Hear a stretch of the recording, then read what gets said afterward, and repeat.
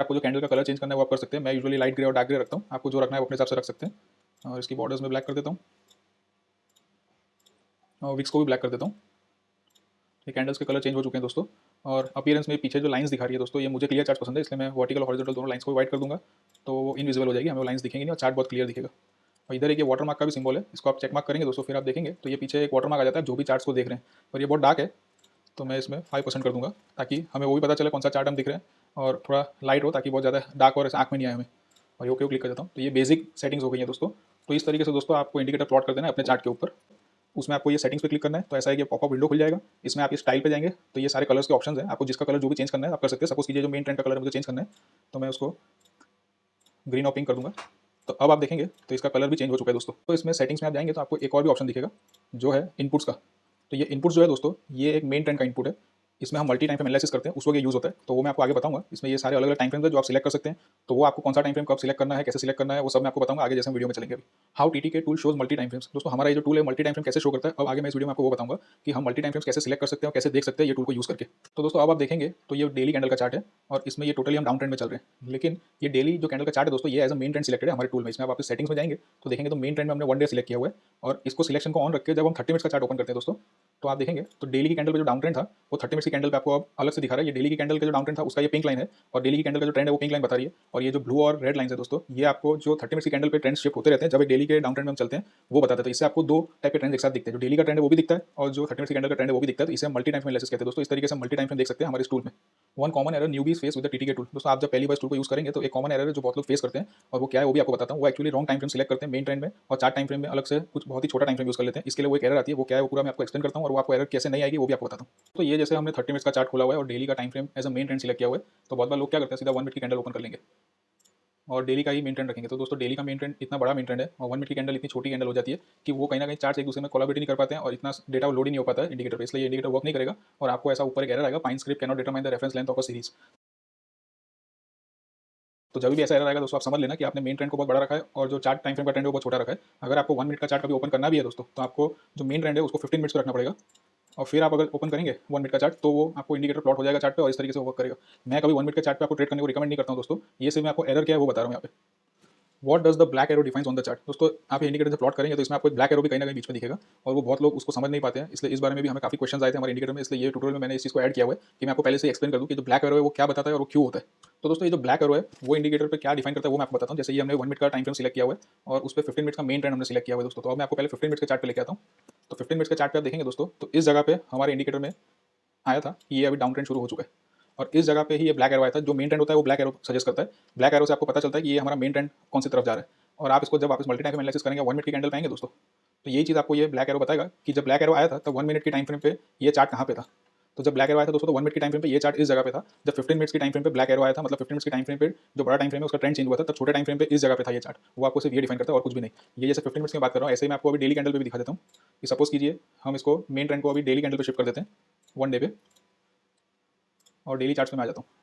तो दोस्तों ये जैसे बैंक निफ्टी का चार्ट है, अब डेली ट्रेंड जब चेंज हुआ था तब इस जगह पे हुआ था, और उसका जो मेन ट्रेंड हम जो भी सिलेक्ट रखेंगे वो एक ब्लैक एरो सजेस्ट करेगा कि मेन ट्रेंड आपका यहाँ पे चेंज हुआ है। तो इस जगह पे जब हमें ब्लैक एरो आया था तब 30 मिनट्स की कैंडल पे चार्ट कहाँ पे था वो आपको देखना होगा। 30 मिनट्स की कैंडल पे जाएंगे और फिर पीछे लोड करेंगे और देखेंगे दोस्तों, तो ये ब्लैक एरो इधर बना था, मतलब जब 30 मिनट्स का टाइम फ्रेम का चार्ट इस जगह पे था तब वो ब्लैक एरो बना था, और तब डेली का ट्रेंड चेंज हो चुका था इस जगह पे जब 30 मिनट्स का टाइम फ्रेम का चार्ट था।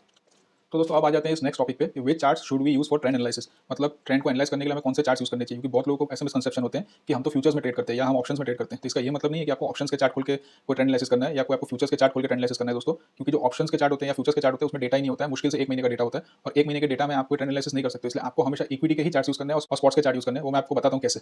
तो दोस्तों जैसे ये बैंक निफ्टी का चार्ट है, अब मैं आपको बताता हूँ, मैंने देखेंगे तो इसमें हमें कोई ज़्यादा डेटा नहीं मिलता, सिर्फ ये इतना सही चार्ट है, लास्ट 1 महीने का ही आपको चार्ट बताएगा जो एक लंबा ट्रेंड क्या चल रहा है, आप इससे कुछ एनालाइज नहीं कर सकते हो। आपको अगर सपोज कीजिए वीकली ट्रेंड देखना है इसका, तो इसमें कोई खास डेटा नहीं है, डेली ट्रेंड भी देखना है तो खाली ये जो ऊपर से ये इतना फॉल है ऐसे इतना सही डेटा मिलेगा दोस्तों, और आगे का आप कुछ एनालाइज नहीं कर सकते हो। तो जितने भी ऑप्शंस और फ्यूचर्स के चार्ट होते हैं वो एनालाइज के लिए कोई काम के नहीं होते दोस्तों, वो ट्रेडिंग के लिए ठीक है। आपको एनालाइज हमेशा स्पॉट के और इक्विटी के चार्ट के ऊपर ही करना है, क्योंकि उसमें लंबा डेटा होता है। जैसे मैं आपको ये बैंक निफ्टी का स्पॉट का चार्ट दिखाता हूँ, तो ये बैंक निफ्टी का स्पॉट का चार्ट है दोस्तों। तो ये आप देखेंगे तो आपको पूरा लंबा चार्ट मिलेगा tradingview.com पे। आप पीछे जाएंगे तो शायद ये आपको 2000 के साल तक का 20 साल का आपको चार्ट दिखाएगा, 25 साल का भी दिखाएगा, जब से शुरुआत हुई है इसकी तब से दिखाएगा। लेकिन हमें इतना पुराना चार्ट भी नहीं चाहिए दोस्तों, लेकिन एटलीस्ट हमें 6-8 महीने का चार्ट चाहिए होता है ट्रेंड को एनालाइज करने के लिए, समझने के लिए, और हाई टाइम फ्रेम पे क्या ट्रेंड चल रहा है वो सब देखने के लिए। और जो ट्रेंड होता है दोस्तों, ये इक्विटी और स्पॉट के जो चार्ट होते हैं वही डिसाइड करते हैं कि ट्रेंड कौन सी तरफ है। फ्यूचर के जो चार्ट होते हैं वो डिसाइड नहीं करते, इक्विटी के चार्ट को देख के फ्यूचर के चार्ट पे हम ट्रेड करते हैं उसको एनालाइज नहीं करते। इक्विटी के चार्ट में अगर आपको सेल का सिग्नल मिल चुका है तो आपको सेल करना है, फ्यूचर के चार्ट में या ऑप्शन के चार्ट में पुट बाय करना है या आपको कॉल सेल करना है, वो आपकी मर्जी है, जो भी करना है। तो आपको जो भी स्टडी और एनालिसिस करनी है दोस्तों वो आपको इक्विटी और स्पॉट के चार्ट पे ही करनी है, फ्यूचर के चार्ट पे बिल्कुल नहीं करनी है। और लकीली फ्यूचर के और ऑप्शन के चार्ट ट्रेडिंग.com पे अवेलेबल भी नहीं है, आपको स्पॉट के और इक्विटी के चार्ट मिलेंगे। तो ये जो एक एरर है ये तो आपको आने वाली नहीं है, लेकिन मैं खाली आपको सजेस्ट कर रहा हूँ ताकि इन फ्यूचर कभी इक्विटी को छोड़ के फ्यूचर और ऑप्शन के चार्ट ट्रेडिंग.com पे हमें मिलने भी लगे तो हमें उसको एनालाइज करके कोई ट्रेड के डिसीजन नहीं लेने दोस्तों, हमें टोटली स्पॉट के और इक्विटी के चार्ट्स को ही एनालाइज करना है। What is a repainting indicator, how TTK tool is not a repainting indicator. दोस्तों रीपेंट इंडिकेटर्स जो होते हैं वो क्या होते हैं मैं आपको बताता हूँ। वो ये होते हैं कि जब आपके चार्ट पे कोई भी सिग्नल आता है और फिर थोड़े टाइम के बाद वो सिग्नल चला जाता है और आप वापस से जब पुराना चार्ट चेक करेंगे तो वो सिग्नल अपने आप को एडजस्ट कर लेता है ऐसी जगह पे जिससे आपको लगेगा कि ये इंडिकेटर बहुत अच्छा है, और वो हमेशा चेंज होते रहता है, फ्लक्चुएट होते रहता है। लेकिन हमारा ये जो टूल है दोस्तों, ट्रेंड ट्रेडर करंस टूल, ये कभी भी रीपेंट नहीं होता है कैंडल क्लोज होने के बाद। कैंडल क्लोजिंग से पहले आपको इसमें कोई डिसीजन नहीं लेना है और उसको कैंडल को क्लोज होने देना है, उसके बाद ही आपको पता चलेगा कि ट्रेंड कौन सी साइड जा रहा है। उसका क्या मतलब होता है वो भी मैं आपको एक्सप्लेन करता हूँ दोस्तों। तो दोस्तों अभी आप इस चार्ट में देखेंगे तो सिग्नल आ रहा है और ये वापस से चला गया, इसका मतलब ये रीपेंट हुआ है क्योंकि कैंडल की क्लोजिंग नहीं हुई है दोस्तों। जब तक एक वापस से ये देखिए आप सिग्नल आ रहा है और अभी जब तक ये कैंडल की क्लोजिंग नहीं होती तब तक ये सिग्नल आएगा जाएगा, वो कंफर्म सिग्नल नहीं है दोस्तों। अब वो कैंडल क्लोज हो गई है और ये दूसरी कैंडल शुरू हुई है और इस कैंडल की क्लोजिंग पे वापस से वो सिग्नल आ चुका है, लेकिन ये भी कंफर्म नहीं, अगर वापस से प्राइस अब चला गया दोस्तों तो सिग्नल गायब हो जाएगा। इसलिए आपको हमेशा कैंडल की क्लोजिंग का वेट करना है। जैसे ये कैंडल क्लोज हो गई और ये दूसरी कैंडल ओपन हो गई तो अब ये डाउन ट्रेंड एस्टैब्लिश हो चुका है। अब ये जो इंडिकेटर प्लॉट हो चुका है इस पे, ये जो सिग्नल आ चुका है ये अब लाइफ टाइम कभी नहीं जाएगा, ये रिपेंड नहीं होगा, ये यहाँ पे ऐसा का ऐसा ही रहेगा दोस्तों। तो इसलिए आपको ये चीज़ बहुत ध्यान रखनी है कि जब आप कोई भी ट्रेड लेना चाहते हैं तो आपको जल्दबाजी नहीं करनी है, कैंडल की क्लोजिंग का वेट करना है और जब नेक्स्ट कैंडल स्टार्ट होगी तब आप उसमें ट्रेड ले सकते हैं और तब तक वो ट्रेंड एस्टैब्लिश हुआ है उसका कंफर्मेशन आपको नहीं मिलेगा। जब कैंडल क्लोज हो जाएगी और जो सिग्नल वो प्रिंट हो जाएगा चार्ट्स पे और नेक्स्ट कैंडल ओपन हो जाएगी तभी ही वो कंफर्म एक सिग्नल गिना जाएगा और ट्रेंड चेंज हुआ ऐसा गिना जाएगा दोस्तों, तब तक वो कंफर्म नहीं होगा। और ये कैंडल कहीं ना कहीं ऊपर नीचे होती रहती है तो प्राइस भी कैसे है दोस्तों, फ्लक्चुएट होता है, लेकिन फिर प्राइस वापस रिवर्स हो जाता है। तो हमने इसमें सेटिंग इसलिए ऐसी रखी हुई है ताकि अगर प्राइस रिवर्स हो गया तो ट्रेंड चेंज नहीं हुआ है, तो ट्रेंड चेंज नहीं हुआ तो आपको गलत सिग्नल भी नहीं आना चाहिए, इसलिए हमने इस टाइप की इसमें सेटिंग रखी हुई है दोस्तों। तो दोस्तों अभी तक आपको सब बेसिक नॉलेज दिया मैंने इस इंडिकेटर और इस टूल के बारे में। अब हम थोड़ा ट्रेडिंग के एडवांस कॉन्सेप्ट्स की तरफ चलते हैं और पहले ये समझते हैं what is a trend, trend actually होता क्या है दोस्तों। तो दोस्तों ट्रेंड एक्चुअली क्या होता है आपको मैं वो बताता हूँ। कभी भी कोई भी स्टॉक का प्राइस, वो स्टॉक हो, करेंसी हो या कोई भी फाइनेंशियल इंस्ट्रूमेंट हो दोस्तों, वो एक डायरेक्शन में जाता है तो उसे हम ट्रेंड कहते हैं, चाहे फिर वो अप जाए या डाउन जाए। एक बहुत ही सिंपल फंडा है ये ट्रेंड का। आप ये बात समझ लीजिए, कभी भी एक डायरेक्शन में जब प्राइस जाता है दोस्तों उसे ट्रेंड कहा जाता है। फिर वो कौन से टाइम फ्रेम पे जा रहा है वो सब नेक्स्ट मैटर है, वो चाहे 1 मिनट की कैंडल पे जाए या 1 मंथ की कैंडल पे जाए दोस्तों, उसे हम एक ट्रेंड कहते हैं। क्योंकि जो बड़े ट्रेंड्स होते हैं वो मंथली कैंडल पे चलते हैं, जो छोटे ट्रेंड्स होते हैं वो 1 मिनट की कैंडल पे चलते हैं। लेकिन कोई भी प्राइस इंस्ट्रूमेंट का जब एक डायरेक्शन में जाता है इसे हम ट्रेंड कहते हैं दोस्तों, चाहे वो अप जाए या डाउन जाए। तो सिंपल सी ये बात है, ट्रेंड क्या है, जब प्राइस ऊपर जाता है तो वो अप ट्रेंड है, जब प्राइस नीचे आता है तो वो डाउन ट्रेंड है, और जब प्राइस कहीं नहीं जाता है और साइडवेज स्ट्रक्चर में रहता है तो दोस्तों उसे साइडवेज ट्रेंड कहा जाता है। ट्रेंड का ये बहुत ही सिंपल सा डेफिनेशन है दोस्तों, तो ये आपको समझना बहुत जरूरी है, एक बहुत सिंपल सी बात है पर ये आगे हमें काम आने वाली है, इसलिए मैं आपको समझा रहा हूँ कि ट्रेंड एक्जैक्टली होता क्या है। जब भी प्राइस एक डायरेक्शन में जाएगा उसे हम ट्रेंड कहेंगे दोस्तों। अब दोस्तों ट्रेंड के मैं आपको 3 बड़े सीक्रेट्स बता देता हूँ। तो सबसे पहला सीक्रेट ये है कि a trend no matter any time frame always has pullbacks, it never go straight up और डाउन। इसका मतलब ट्रेंड जो होता है दोस्तों वो कभी भी स्ट्रेट अप या डाउन नहीं जाता है, उसमें हमेशा पुलबैक्स होते ही हैं दोस्तों, और वो आपको हमेशा उस ट्रेंड के थोड़े से लोअर टाइम फ्रेम पे दिखेंगे। ये एक सबसे बड़ा सीक्रेट है ट्रेंड का। अब पहले मैं आपको ये एक्सप्लेन कर देता हूँ कि ये एक्जैक्टली क्या है, फिर बाकी के और दो भी बताता हूँ। दोस्तों जैसे ये बैंक निफ्टी का चार्ट है, ये ऊपर से आप देखेंगे तो आपको ऐसा लगेगा डेली के टाइम फ्रेम पे कि ये बैंक निफ्टी सीधी सीधी नीचे गिर गई है और स्ट्रेट ट्रेंड नीचे गया है, या ये जब बैंक निफ्टी ऊपर बढ़ी थी तब आपको ऐसा लगेगा कि स्ट्रेट ऊपर गई थी सीधे सीधे। लेकिन दोस्तों ऐसा नहीं होता है, उसके लोअर टाइम फ्रेम पे आप जब भी जाएंगे आपको अच्छे खासे पुलबैक्स दिखेंगे हर एक ट्रेंड में। अब मैं इसी को आपको बताता हूँ कैसे। हमने ये टूल की जो सेटिंग है दोस्तों वो मेन ट्रेंड को 1 डे के हिसाब से रखी हुई है, और अब हम आ जाते हैं 30 मिनट्स की कैंडल पे। तो ये वो फॉल है दोस्तों जो ऊपर से ये बैंक निफ्टी गिरी थी, तो हमें उस चार्ट में ऐसा लग रहा था कि सीधा सीधा नीचे गई है, लेकिन अगर आप इसमें देखेंगे दोस्तों तो कितने सारे पुलबैक्स है। पुलबैक्स क्या होते हैं दोस्तों, जब भी एक ट्रेंड ऊपर जाता है तो वो सीधा सीधा ऊपर नहीं जाता है, लोअर टाइम फ्रेम पे हमेशा ऐसे पुलबैक्स करते करते ऊपर जाता है, ऊपर नीचे होता हुआ जाता है दोस्तों। और जब भी कोई स्टॉक या इंस्ट्रूमेंट नीचे आता है तो वो सीधा नहीं आता है दोस्तों, वो ऐसे कहीं ना कहीं पुलबैक्स करते करते नीचे आएगा दोस्तों। तो ये जो ऊपर नीचे होता है इसको हम पुलबैक्स कहते हैं दोस्तों। तो ट्रेंड का ये बहुत बड़ा सीक्रेट होता है कि आपको लगेगा ट्रेंड सीधा जा रहा है ऊपर से नीचे, लेकिन उसकी हर लोअर टाइम फ्रेम पे कहीं ना कहीं आपको पुलबैक्स मिलेंगे, और एक्जैक्टली वो जो पुलबैक्स होते हैं वही वो एंट्री की प्लेस होती है जहाँ से हम ट्रेंड ट्रेडर्स ट्रेंड में एंटर करते हैं दोस्तों। तो ये जब ट्रेंड नीचे आया था दोस्तों तो आप देखेंगे तो कितने सारे पुलबैक्स थे इसमें, आपको मैं चार्ट्स को दिखाता हूँ। ये एक पुलबैक था, ये एक पुलबैक था, ये पुलबैक था, इधर पुलबैक था, ये नीचे गिरा, ये वापस से ऊपर आया, ये एक पुलबैक था, ये वापस नीचे गिरा, ऊपर आया, ये एक पुलबैक था, वापस नीचे गिरा, और रिसेंटली अभी काफी ऊपर आया लेकिन वो पुलबैक ही निकला और वापस से नीचे गिरा, ये एक छोटा पुलबैक आया, वापस से नीचे गिरा। दोस्तों इस तरीके से जो ट्रेंड होता है वो हमेशा पुलबैक करता करता ही नीचे जाता है, उसके लोअर टाइम फ्रेम पे जाके आपको देखना पड़ता है तो आपको पुलबैक्स दिखेंगे। मैं आपको इसके आगे का ट्रेंड भी बताता हूँ कि जब बैंक निफ्टी एक अप ट्रेंड में था तो वो भी आपको डेली चार्ट का देखेंगे दोस्तों तो आपको लगेगा सीधा सीधा ऊपर जा रहा है, लेकिन आप डेली टाइम फ्रेम को एज अ मेन ट्रेंड रख के वापस जब 30 मिनट्स की कैंडल पे आके एनालाइज करेंगे दोस्तों तो ये आप देखेंगे तो ये सारे पुलबैक्स आपको मिले, ये ऊपर जाता है फिर नीचे आता है, फिर ऊपर जाता है फिर नीचे आता है, फिर ऊपर जाता है फिर नीचे आता है, फिर ऊपर जाता है। तो ये ऐसे ऊपर नीचे होता हुआ ही ऊपर जाता है दोस्तों। कभी भी जो ट्रेंड होता है वो सीधा सीधा ऊपर नहीं जाता है, उसके लोअर टाइम फ्रेम पे जाके आपको देखना पड़ता है तो आपको उसके सारे पुलबैक्स मिलेंगे दोस्तों। तो दोस्तों अब आ जाते हैं हमारे जो ट्रेंड के 3 सीक्रेट्स है उसके सेकंड सीक्रेट पे, और सेकंड सीक्रेट ये है there is a high probability that smaller time frame will follow higher time frame. अब इसका मतलब क्या होता है दोस्तों वो मैं आपको बताता हूँ कि एक हाई प्रोबेबिलिटी हमेशा ये होती है ट्रेंड में कि जो हायर टाइम फ्रेम है उसी डायरेक्शन में मार्केट जाएगा, और जो स्मॉलर टाइम फ्रेम होता है, जो छोटा टाइम फ्रेम होता है, वो पुलबैक्स करते करते हमेशा हायर टाइम फ्रेम की डायरेक्शन में ही जाएगा दोस्तों। और वो मैं आपको चार्ट्स पे भी बताता हूँ कैसे। तो दोस्तों जैसे मैंने आपको ये बताया कि हायर टाइम फ्रेम जो होता है उसी के डायरेक्शन में स्मॉलर टाइम फ्रेम जाएगा, उसकी मैक्सिमम प्रोबेबिलिटी होती है। और वो कैसे होती है वो मैं आपको बताता हूँ कि जैसे आप देखेंगे दोस्तों तो इधर से ये डेली का जो चार्ट है दोस्तों, अब ये जो डेली का चार्ट है दोस्तों ये एक हायर टाइम फ्रेम है ऐसा आप सपोज कीजिए, क्योंकि हमने जो मेन ट्रेंड उसको रखा हुआ है वो डेली के चार्ट को रखा हुआ है। तो डेली के चार्ट में आप देखेंगे तो इस जगह पे बाय का सिग्नल आ चुका था, अब यहाँ से आप बाय करेंगे तो रोज़ मार्केट ऊपर जाएगा ऐसा ज़रूरी नहीं है, ऊपर नीचे होएगा, लेकिन ऊपर नीचे होते होते वो लास्ट में हमेशा ऊपर ही जाता है दोस्तों। वो मैं आपको बताता हूँ 30 मिनट्स के टाइम फ्रेम पे। तो ये वो जगह है दोस्तों जहाँ डेली का टाइम फ्रेम पे हमें ट्रेंड चेंज का सिग्नल आया था। ये ब्लैक कलर का एरो आपको बताता है जो मेन ट्रेंड है उसका ट्रेंड कब चेंज हुआ था 30 मिनट्स के टाइम फ्रेम पे।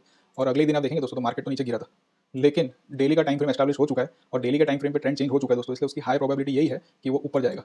ऊपर जाके जैसे ही थोड़ा गिरता है फिर वापस से और ऊपर जाता है, फिर जैसे ही थोड़ा और गिरेगा तो यहाँ से सब जो टॉप और बॉटम पकड़ने वाले लोग होते हैं दोस्तों उनके कपड़े फट जाते हैं, वो शॉर्ट सेल करते हैं और उनका कुछ होता नहीं है, स्टॉप लॉस ही हिट होता है। लेकिन हम जो ट्रेंड ट्रेडर्स है वो ट्रेंड की डायरेक्शन में ही ट्रेड करते हैं और हमें पता है कि हाई प्रोबेबिलिटी यही है कि हाई टाइम फ्रेम पॉजिटिव है तो हमें इसमें से बाय करना है और ये और ऊपर ही जाएगा। इसलिए हाई टाइम फ्रेम जब पॉजिटिव होता है दोस्तों तब हम से बाय करते हैं, सेल नहीं करते हैं, ट्रेंड के अगेंस्ट ट्रेड नहीं करते हैं और यहाँ से वो वापस से ऊपर जाता है दोस्तों।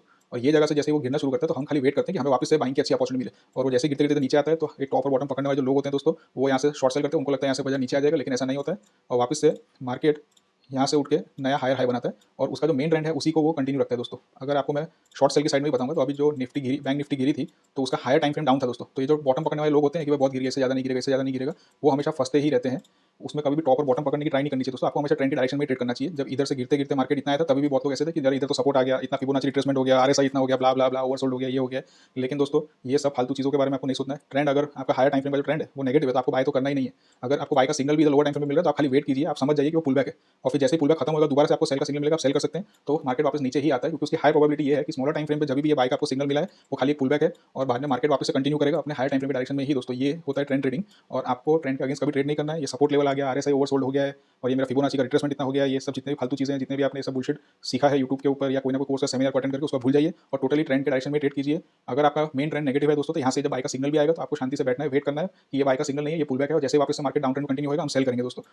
और इस तरीके से ट्रेड करेंगे दोस्तों तो ही आप पैसा कमा पाएंगे, वरना बहुत मुश्किल हो जाएगा दोस्तों। ये जो मैंने आपको मेरा बैंक निफ्टी का भी ट्रेड दिखाया, इतना मार्केट गिरा है उसके बाद ये इतना बड़ा पुल बैक आया, सब टीवी पे भी लोग बहुत खुश हो गए थे दोस्तों कि इतना सा मार्केट राइज कर लिया है और जो प्रीवियस हाइस थे उसको भी ब्रेक कर लिया कहीं ना कहीं, उसके ऊपर भी एक हाई बना दिया है। तो अब तो ये मार्केट यहाँ से बाय का मार्केट बन सकता है, अच्छी चीज़ें हो सकती है, सुधर सकता है मार्केट। ये सब जो उम्मीद है ना दोस्तों, उम्मीदें कभी नहीं लगानी चाहिए हमें, हमें जो चार्ट बोलता है और हमें जो चार्ट पे दिखता है उसी को ट्रेड करना चाहिए। तो यहाँ पे जैसे ये सेल का सिग्नल आया था मैंने ट्रेड किया था, शॉर्ट किया था और कहीं ना कहीं जगह पे एग्जिट भी हुआ था, कमाया था। और दोबारा से जब ये वापस सेल का सिग्नल आया दोस्तों तो मैंने वापस से सेल किया 5 लॉट और आपको मैं दिखाई चुका हूँ मेरी ओपन पोजीशन में ये रहा 70,000 मैंने प्रॉफिट भी बुक किया 5 लॉट्स में। तो दोस्तों हमें कभी भी टॉप और बॉटम नहीं पकड़ना है, सिर्फ ट्रेंड की डायरेक्शन में ट्रेड करना है। और ये जो 2 या 3 रूल्स हैं दोस्तों अगर आप याद रख लेंगे अच्छी तरीके से तो ट्रेंड ट्रेडिंग आपके लिए बहुत ही सिंपल और बहुत ही ईजी हो जाएगी। इससे ज़्यादा ट्रेंड ट्रेडिंग में कुछ है नहीं। तो ये 3 रूल जो है दोस्तों आपको बहुत अच्छी तरीके से याद रखने हैं। सबसे पहला जो आपका रूल है कि एक ट्रेंड कभी भी सीधा नहीं जाएगा, इसलिए आप वेट कीजिए, आपको अच्छी एंट्री की अपॉर्चुनिटी मिलेगी, पुल बैक जरूर मिलेगा। और दूसरा रूल ये है कि आपको जो स्मॉलर टाइम फ्रेम है उसमें कभी भी बड़े टाइम फ्रेम के अपोजिट का ट्रेड नहीं लेना है। बड़ा टाइम फ्रेम अगर आपका नेगेटिव है तो आपको सेल का ही ट्रेड लेना है, अगर बड़ा टाइम फ्रेम आपका पॉजिटिव है तो आपको बाय के ट्रेड का ही वेट करना है दोस्तों। और जो थर्ड जो सीक्रेट है दोस्तों वो मैं आपको बता चुका हूँ कि टॉप और बॉटम कभी पकड़ने की ट्राई मत कीजिए, वो किसी के हाथ में नहीं आता है, ये खाली एक मिथ है। टॉप और बॉटम पकड़ने वालों को मार्केट में कपड़े फट जाते हैं, बड़े बड़े स्टॉप लॉसेस होते हैं और वो मार्केट से बाहर हो ही जाते हैं बहुत जल्दी, बहुत बड़े बड़े लॉसेस करते हैं दोस्तों। टॉप और बॉटम आप पकड़ने की ट्राई मत कीजिए, आपको चार्ट पे जो ट्रेंड दिखता है उसको आप देख के आंखों से ट्रेड कीजिए दोस्तों। तो दोस्तों हमारा ये जो थर्ड रूल है, no one in the world can ever जज the tops and bottoms of a trend but you can spot a trend and ride it until it bends. ये ऑलरेडी मैं आपको एक्सप्लेन कर चुका हूँ। तो आपको कभी भी एक ट्रेंड में टॉप और बॉटम पकड़ने की ट्राई नहीं करनी है दोस्तों। जब तक वो ट्रेंड एक वैलिड है तो उसमें आप पुलबैक्स का वेट कीजिए और जब पुलबैक्स आते हैं तब उसमें आप एंट्री कीजिए। यही होती है ट्रेंड ट्रेडिंग दोस्तों। कोई ट्रेंड ट्रेडर दुनिया में टॉप या बॉटम पकड़ के पैसा नहीं कमाया दोस्तों। हर एक ट्रेंड ट्रेडर ने उस ट्रेंड में इन्वॉल्व होकर उसमें से अपना एक चंक निकाल के पैसा कमाने की ट्राई की तो वो पैसा कमा पाया है दोस्तों। टॉप और बॉटम जो पकड़ते हैं दोस्तों उनकी हालत ये यस बैंक को बाय करने जैसी होती है, जितना गिरा वो लोग ने और बाय किया कि इससे ज़्यादा तो और क्या गिरेगा, इससे ज़्यादा और क्या गिरेगा। और बजाज फाइनेंस के स्टॉक को कोई बाय नहीं किया कि ये तो बहुत बढ़ गया, इससे ज़्यादा क्या बढ़ेगा। वो भी मैं आपको सब आगे एक्सप्लेन करूंगा दोस्तों। टॉप और बॉटम पकड़ने की गलती जिंदगी में दोबारा कभी मत कीजिएगा, आपने भी मिस्टेक की होगी, आई एम वेरी श्योर। तो दोस्तों अब मैं आपको बताऊंगा understand what is multi time frame analysis. Multi time frame होता क्या एक्जैक्टली, मल्टी टाइम फ्रेम की इतनी बातें तो करते हैं, वो एक्जैक्टली होता क्या है। तो वो एक्जैक्टली यही होता है दोस्तों कि जब आप एक बड़े टाइम फ्रेम पे किसी चार्ट को देखते हैं और उसको आप जूम इन करेंगे छोटे टाइम फ्रेम पे, स्मॉलर टाइम फ्रेम पे, तो आपको वो 2 टाइप के ट्रेंड्स दिखाएगा, एक मंथली ट्रेंड और एक जो आपने डेली ट्रेंड अगर सिलेक्ट किया है स्मॉलर टाइम फ्रेम तो आपको मंथली और डेली दोनों बताएगा। अगर आप इंट्राडे कर रहे हैं तो आपको डेली ट्रेंड और 30 मिनट्स का ट्रेंड वो दोनों चीजें बताएगा एक साथ। तो मंथली ट्रेंड और डेली ट्रेंड को एक साथ देखते हैं जब हम दोस्तों तो इसे मल्टी टाइम फ्रेम एनालिसिस कहते हैं। वो मैं आपको एक एग्जांपल भी देता हूं और एक बार दिखाता हूं उसको चार्ट्स पे भी। तो दोस्तों जब हम एक बड़े ट्रेंड को और एक छोटे ट्रेंड को साथ में देखते हैं उसे मल्टी टाइम फ्रेम एनालिसिस कहते हैं। फिर वो चाहे कोई भी टाइम फ्रेम पे हो, जैसे अभी आप ये निफ्टी का या बैंक निफ्टी का डेली टाइम फ्रेम का ट्रेंड देख रहे हैं और स्मॉलर टाइम फ्रेम का भी ट्रेंड देख रहे हैं तो इसे मल्टी टाइम फ्रेम एनालिसिस कहते हैं। अभी मैं आपको एक बड़ा मल्टी टाइम फ्रेम एनालिसिस भी बताता हूँ। जैसे हम मंथली कैंडल की बात करते हैं, बैंक निफ्टी से बोर हो गए होंगे तो मैं कोई और चार्ट खोलता हूँ। चलिए एशियन पेंट्स का चार्ट खोलते हैं और इसका मैं दोस्तों मंथली चार्ट खोल देता हूँ। अब इसको देखने के लिए हमें हमारा जो टूल है उसमें सेटिंग में मंथ सिलेक्ट करना पड़ेगा, 1 मंथ। दोस्तों अब आप देखेंगे तो ये एशियन पेंट्स का मंथली चार्ट है और ये कभी डाउन ट्रेंड में आया ही नहीं है 2009 के बाद। लेकिन अब आपको मैं इसमें मल्टी टाइम फ्रेम एनालिसिस बाजू बाजू में 2 चार्ट रख के दिखाता हूँ तो आपको और क्लियर और इजी अंडरस्टैंडिंग हो जाएगा दोस्तों। अब ये एशियन पेंट्स का चार्ट मैं इधर बाजू में भी खोल देता हूँ और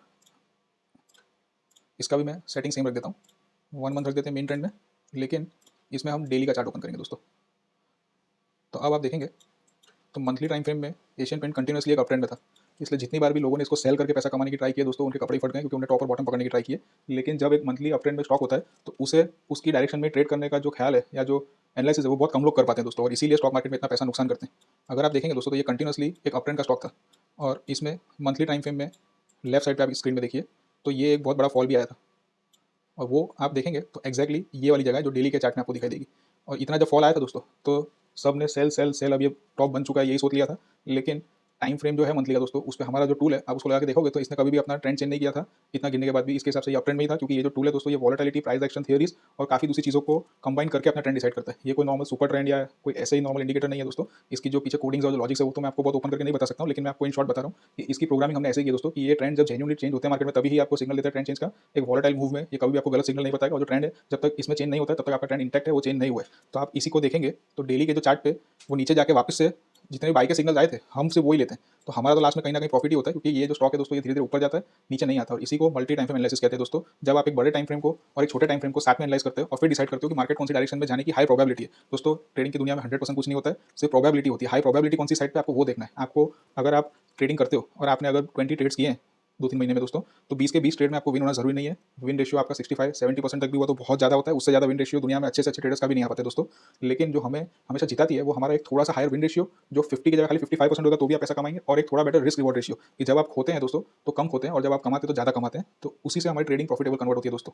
जब एक बॉक्सर एक बॉक्सिंग की रिंग में उतरता है और दो बॉक्सर्स फाइट करते हैं एक दूसरे से, तो जो बॉक्सर जीता होता है उसका ये मतलब नहीं कि उसने 2-4 मुक्के नहीं खाए। अगर उसने 10 मुक्के मारे हैं तो उसके सामने 2-3 पंच उसने भी खाए होते हैं दोस्तों, लेकिन लास्ट में वो विनर इसलिए होता है क्योंकि उसने ज़्यादा पंचेस दिए होते हैं जो ज़्यादा हार्ड होते हैं, और जो उसने खाए होते हैं वो उतने हार्ड नहीं होते हैं या उसने कम खाए होते हैं, तो इसके लिए वो लास्ट में कहीं ना कहीं विन होता है दोस्तों। तो दोस्तों आई होप अभी आपके लिए एक ट्रेंड ट्रेडिंग का कॉन्सेप्ट धीरे धीरे क्लियर हो रहा है, और आप ये अच्छी तरह समझ चुके हैं जो स्मॉलर टाइम फ्रेम होता है उसकी हाई प्रोबेबिलिटी यही होती है कि वो हायर टाइम फ्रेम के डायरेक्शन में जाएगा, ऊपर नीचे होकर लास्ट में वो उधर ही जाएगा जहाँ पे हायर टाइम फ्रेम जा रहा है। पर वो ऐसा क्यों होता है, तो उसके लिए आपको इस मार्केट के जो फाइनेंशियल मार्केट है उसमें जो पार्टिसिपेंट्स है उसको समझना पड़ेगा दोस्तों। जो मंथली टाइम फ्रेम होता है, जो हायर टाइम फ्रेम होता है, उसकी प्रोबेबिलिटी ज़्यादा क्यों होती है कंटिन्यू होने की, वो इसलिए होती है क्योंकि जो बड़े हेज फंड्स होते हैं या म्यूचुअल फंड्स होते हैं या जो बड़े पैसे होते हैं वो हमेशा मंथली टाइम फ्रेम पे ही काम करते हैं और अपने इन्वेस्टमेंट्स करते हैं वो लोग इस मार्केट में। और वो अपने इन्वेस्टमेंट्स कोई 5 या 10 या 15% के मूवमेंट के लिए नहीं करते दोस्तों, वो अपने इन्वेस्टमेंट्स करते हैं 2 टाइम्स 3 टाइम्स 4 टाइम्स अपने स्टॉक को ग्रो करने के लिए। और उनके पैसे जहाँ लग रहे होते हैं ट्रेंड वहीं पे डिसाइड होते हैं, और उनके पैसे से ही ट्रेंड डिसाइड होते हैं दोस्तों। क्योंकि आपके 2-4-5 लॉट या मेरे 5-10 लॉट सेल करने से या बाय करने से मार्केट का कोई ट्रेंड चेंज नहीं होता है कहीं पे भी। जो मार्केट का ट्रेंड चेंज होता है वो बड़े पैसे जहाँ लगते हैं उस साइड पे उसका ट्रेंड हो जाता है, और बड़े पैसे ही मार्केट को हिला सकते हैं। कोई छोटे ट्रेडर्स या कोई 25-50-100 लॉट वाला ट्रेडर भी मार्केट को नहीं हिला सकता है दोस्तों। इसलिए हमेशा जो हाई प्रोबेबिलिटी होती है वो बड़े टाइम फ्रेम की होती है, क्योंकि बड़े टाइम फ्रेम पे जो बड़े पैसे लगा के बैठे हैं वो लोग काम कर रहे होते हैं दोस्तों। तो ऐसे में आपको कुछ और मार्केट के पार्टिसिपेंट्स के बारे में बताऊं दोस्तों, तो जो डेली के टाइम फ्रेम होते हैं उसमें किस टाइप के पार्टिसिपेंट्स होते हैं, तो उसमें थोड़े स्विंग ट्रेडर्स होते हैं हमारे जैसे, जो इनको भी नॉलेज होता है स्विंग ट्रेडिंग का और बड़े ट्रेंड का, और वो लोग उस डायरेक्शन में ट्रेड करते हैं। तो वो एक टाइप के स्मार्ट स्विंग ट्रेडर्स होते हैं, लेकिन वो बहुत कम होते हैं, ज़्यादातर डम ट्रेडर्स होते हैं। अब डम ट्रेडर्स बोलना अच्छी बात नहीं है, जिनको नॉलेज नहीं है ऐसे ट्रेडर्स होते हैं, उनको नॉलेज बहुत कम होता है ट्रेंड्स का, और वो कहीं ना कहीं अपना नसीब आजमाने आए होते हैं, गैम्बलिंग करने आए होते हैं, कोई रिस्क मैनेजमेंट फॉलो नहीं करते हैं, और हमेशा अप ट्रेंड के स्टॉक को शॉर्ट सेल करने की ट्राई करते हैं कि ये बहुत बढ़ गया, ये बहुत बढ़ गया, अब तो ये पूरा नीचे गिरने वाला है, या डाउन ट्रेंड के स्टॉक को हमेशा बाय करने की ट्राई करते रहते हैं। वो हमेशा जो बड़े प्लेयर्स होते हैं उनके अपोजिट जाके बैठे होते हैं, उनकी टीम में नहीं बैठे होते हैं, इसलिए मैं उनको डम ट्रेडर्स बोलता हूं दोस्तों। उनका डम होने का सिर्फ एक ही रीजन है कि जो इमोशन होते हैं दोस्तों वो हमेशा साइकोलॉजी और इमोशन, जो बड़े पैसे उनके अपोजिट ही चलता है इंसान का, जो नेचुरली एक कुदरती गिफ्ट है दोस्तों। लेकिन हमें अपने इमोशन को चेक में रखना है, और हमें हमेशा जो बड़े पैसे हैं जो हाई टाइम फ्रेम है उसकी डायरेक्शन में ही ट्रेड करना है ताकि हम प्रॉफिट कर सके दोस्तों। और फिर दोस्तों कुछ और मार्केट के पार्टिसिपेंट्स की बात करें तो 15 मिनट्स और 30 मिनट्स के टाइम फ्रेम पे किस टाइप के पार्टिसिपेंट्स होते हैं, तो वो कहीं ना कहीं थोड़े इंट्राडे ट्रेडर्स होते हैं जो स्मार्ट होते हैं, जिनको नॉलेज होती है ट्रेंड की, जैसे हम हैं, अभी हमें भी नॉलेज है, हम भी स्मार्ट हैं, लेकिन उसमें भी मैक्सिमम डम ट्रेडर्स ही होते हैं दोस्तों, जिन्हें कुछ नॉलेज नहीं है, वो खाली एक जुए की तरह खेलते हैं, अपने नसीब पे खेलते हैं, उनको क्या लगता है उस पर खेलते हैं, या कहीं से टिप्स बाय कर लेंगे, उस टिप्स के ऊपर खेलेंगे, या टीवी पे कहीं पे सुन लेंगे कि ये ब्रेकआउट हो गया, ये ऐसा हो गया, उसके भी आप ट्रेड ले लेंगे। उनका पास कोई प्रॉपर रीजन या कोई ट्रेंड की एजुकेशन या ट्रेंड की स्टडी उनके चार्ट्स में की हुई है ऐसा कुछ भी नहीं होता है। वो कहीं ना कहीं बस वो कोई ना कोई फालतू कोर्स सेमिनार अटेंड करके आए होते हैं, इसमें आरएसआई इतना हो गया है, ये फिबोनाची रिट्रेसमेंट इतना हो गया, ये ऐसा हो गया, ये मूविंग एवरेज ऐसा, ये वो सब कुछ ना कुछ फालतू गिनतियां लगाते हैं। जो बड़ा ट्रेंड कहाँ जा रहा है, ट्रेंड की डायरेक्शन कौन सी है, वो सब के बारे में सोचते ही नहीं है, उस टाइप के ट्रेडर्स होते हैं। और उससे भी नीचे जो टाइम फ्रेम होता है दोस्तों, जो 15 मिनट के भी नीचे, उसमें प्योर गैम्बलर्स होते हैं, जो एडिक्ट्स होते हैं स्टॉक मार्केट में, खाली उनको एडिक्शन हो चुका होता है, इसके लिए वो काम कर रहे होते हैं। वो जो छोटी छोटी कैंडल्स ऊपर नीचे जाती है उसको पूरा दिन देख के उनको खुशी मिलती है, और उस तरीके से वो ट्रेड करते रहते हैं और कंटिन्यूसली अपने पैसे तोड़ते ही रहते हैं दोस्तों। वो अपने आप को कहीं ना कहीं स्कैल्पर समझते हैं, लेकिन ये जो स्कैल्पर होते हैं दोस्तों बहुत ही ऐसे कम स्कैल्पर होते हैं जो मार्केट में पैसा कमाते हैं, मैक्सिमम लोग उसमें पैसा तोड़ते ही हैं, और उनको ये तक नहीं मालूम होता है कि उनकी ब्रोकेज कितनी जनरेट हो रही है। दिन में 10-10 20-20 ट्रेड कर लेंगे और उनको लगेगा कि उन्हें कुछ 2-4 हज़ार रुपये कमा लिए, लेकिन बाद में गिनती करेंगे तो उनकी 5 से 8 हज़ार तो ब्रोकेज लग चुकी होती है, उतनी गिनती भी वो सही से नहीं कर पाते दोस्तों। तो हमें कौन से टाइम फ्रेम में काम करना है, हमें किस टाइप का काम करना है, वो सब मैं अभी आपको आगे बताऊंगा। वो आपके ट्रेडिंग बिहेवियर पर डिसाइड होता है कि आपको क्या करना है दोस्तों। तो अब दोस्तों ये सब तो एक नॉलेज था जो मेरे को बेसिक नॉलेज आपको देना था, वो मैं दे चुका हूँ। अब हम अपने ट्रेडिंग की बातें करेंगे और इन्वेस्टमेंट्स की बातें करेंगे। पहले मैं आपको एज एन इन्वेस्टर आप कैसे इन्वेस्ट कर सकते हैं इस मार्केट में, कौन से स्टॉक्स में करना चाहिए, कहाँ नहीं करना चाहिए, वो सब एक्सप्लेन करूंगा। और उसके बाद हम धीरे धीरे ट्रेडिंग के कॉन्सेप्ट पे चले जाएंगे, जो कि स्विंग ट्रेडिंग और इंट्राडे ट्रेडिंग।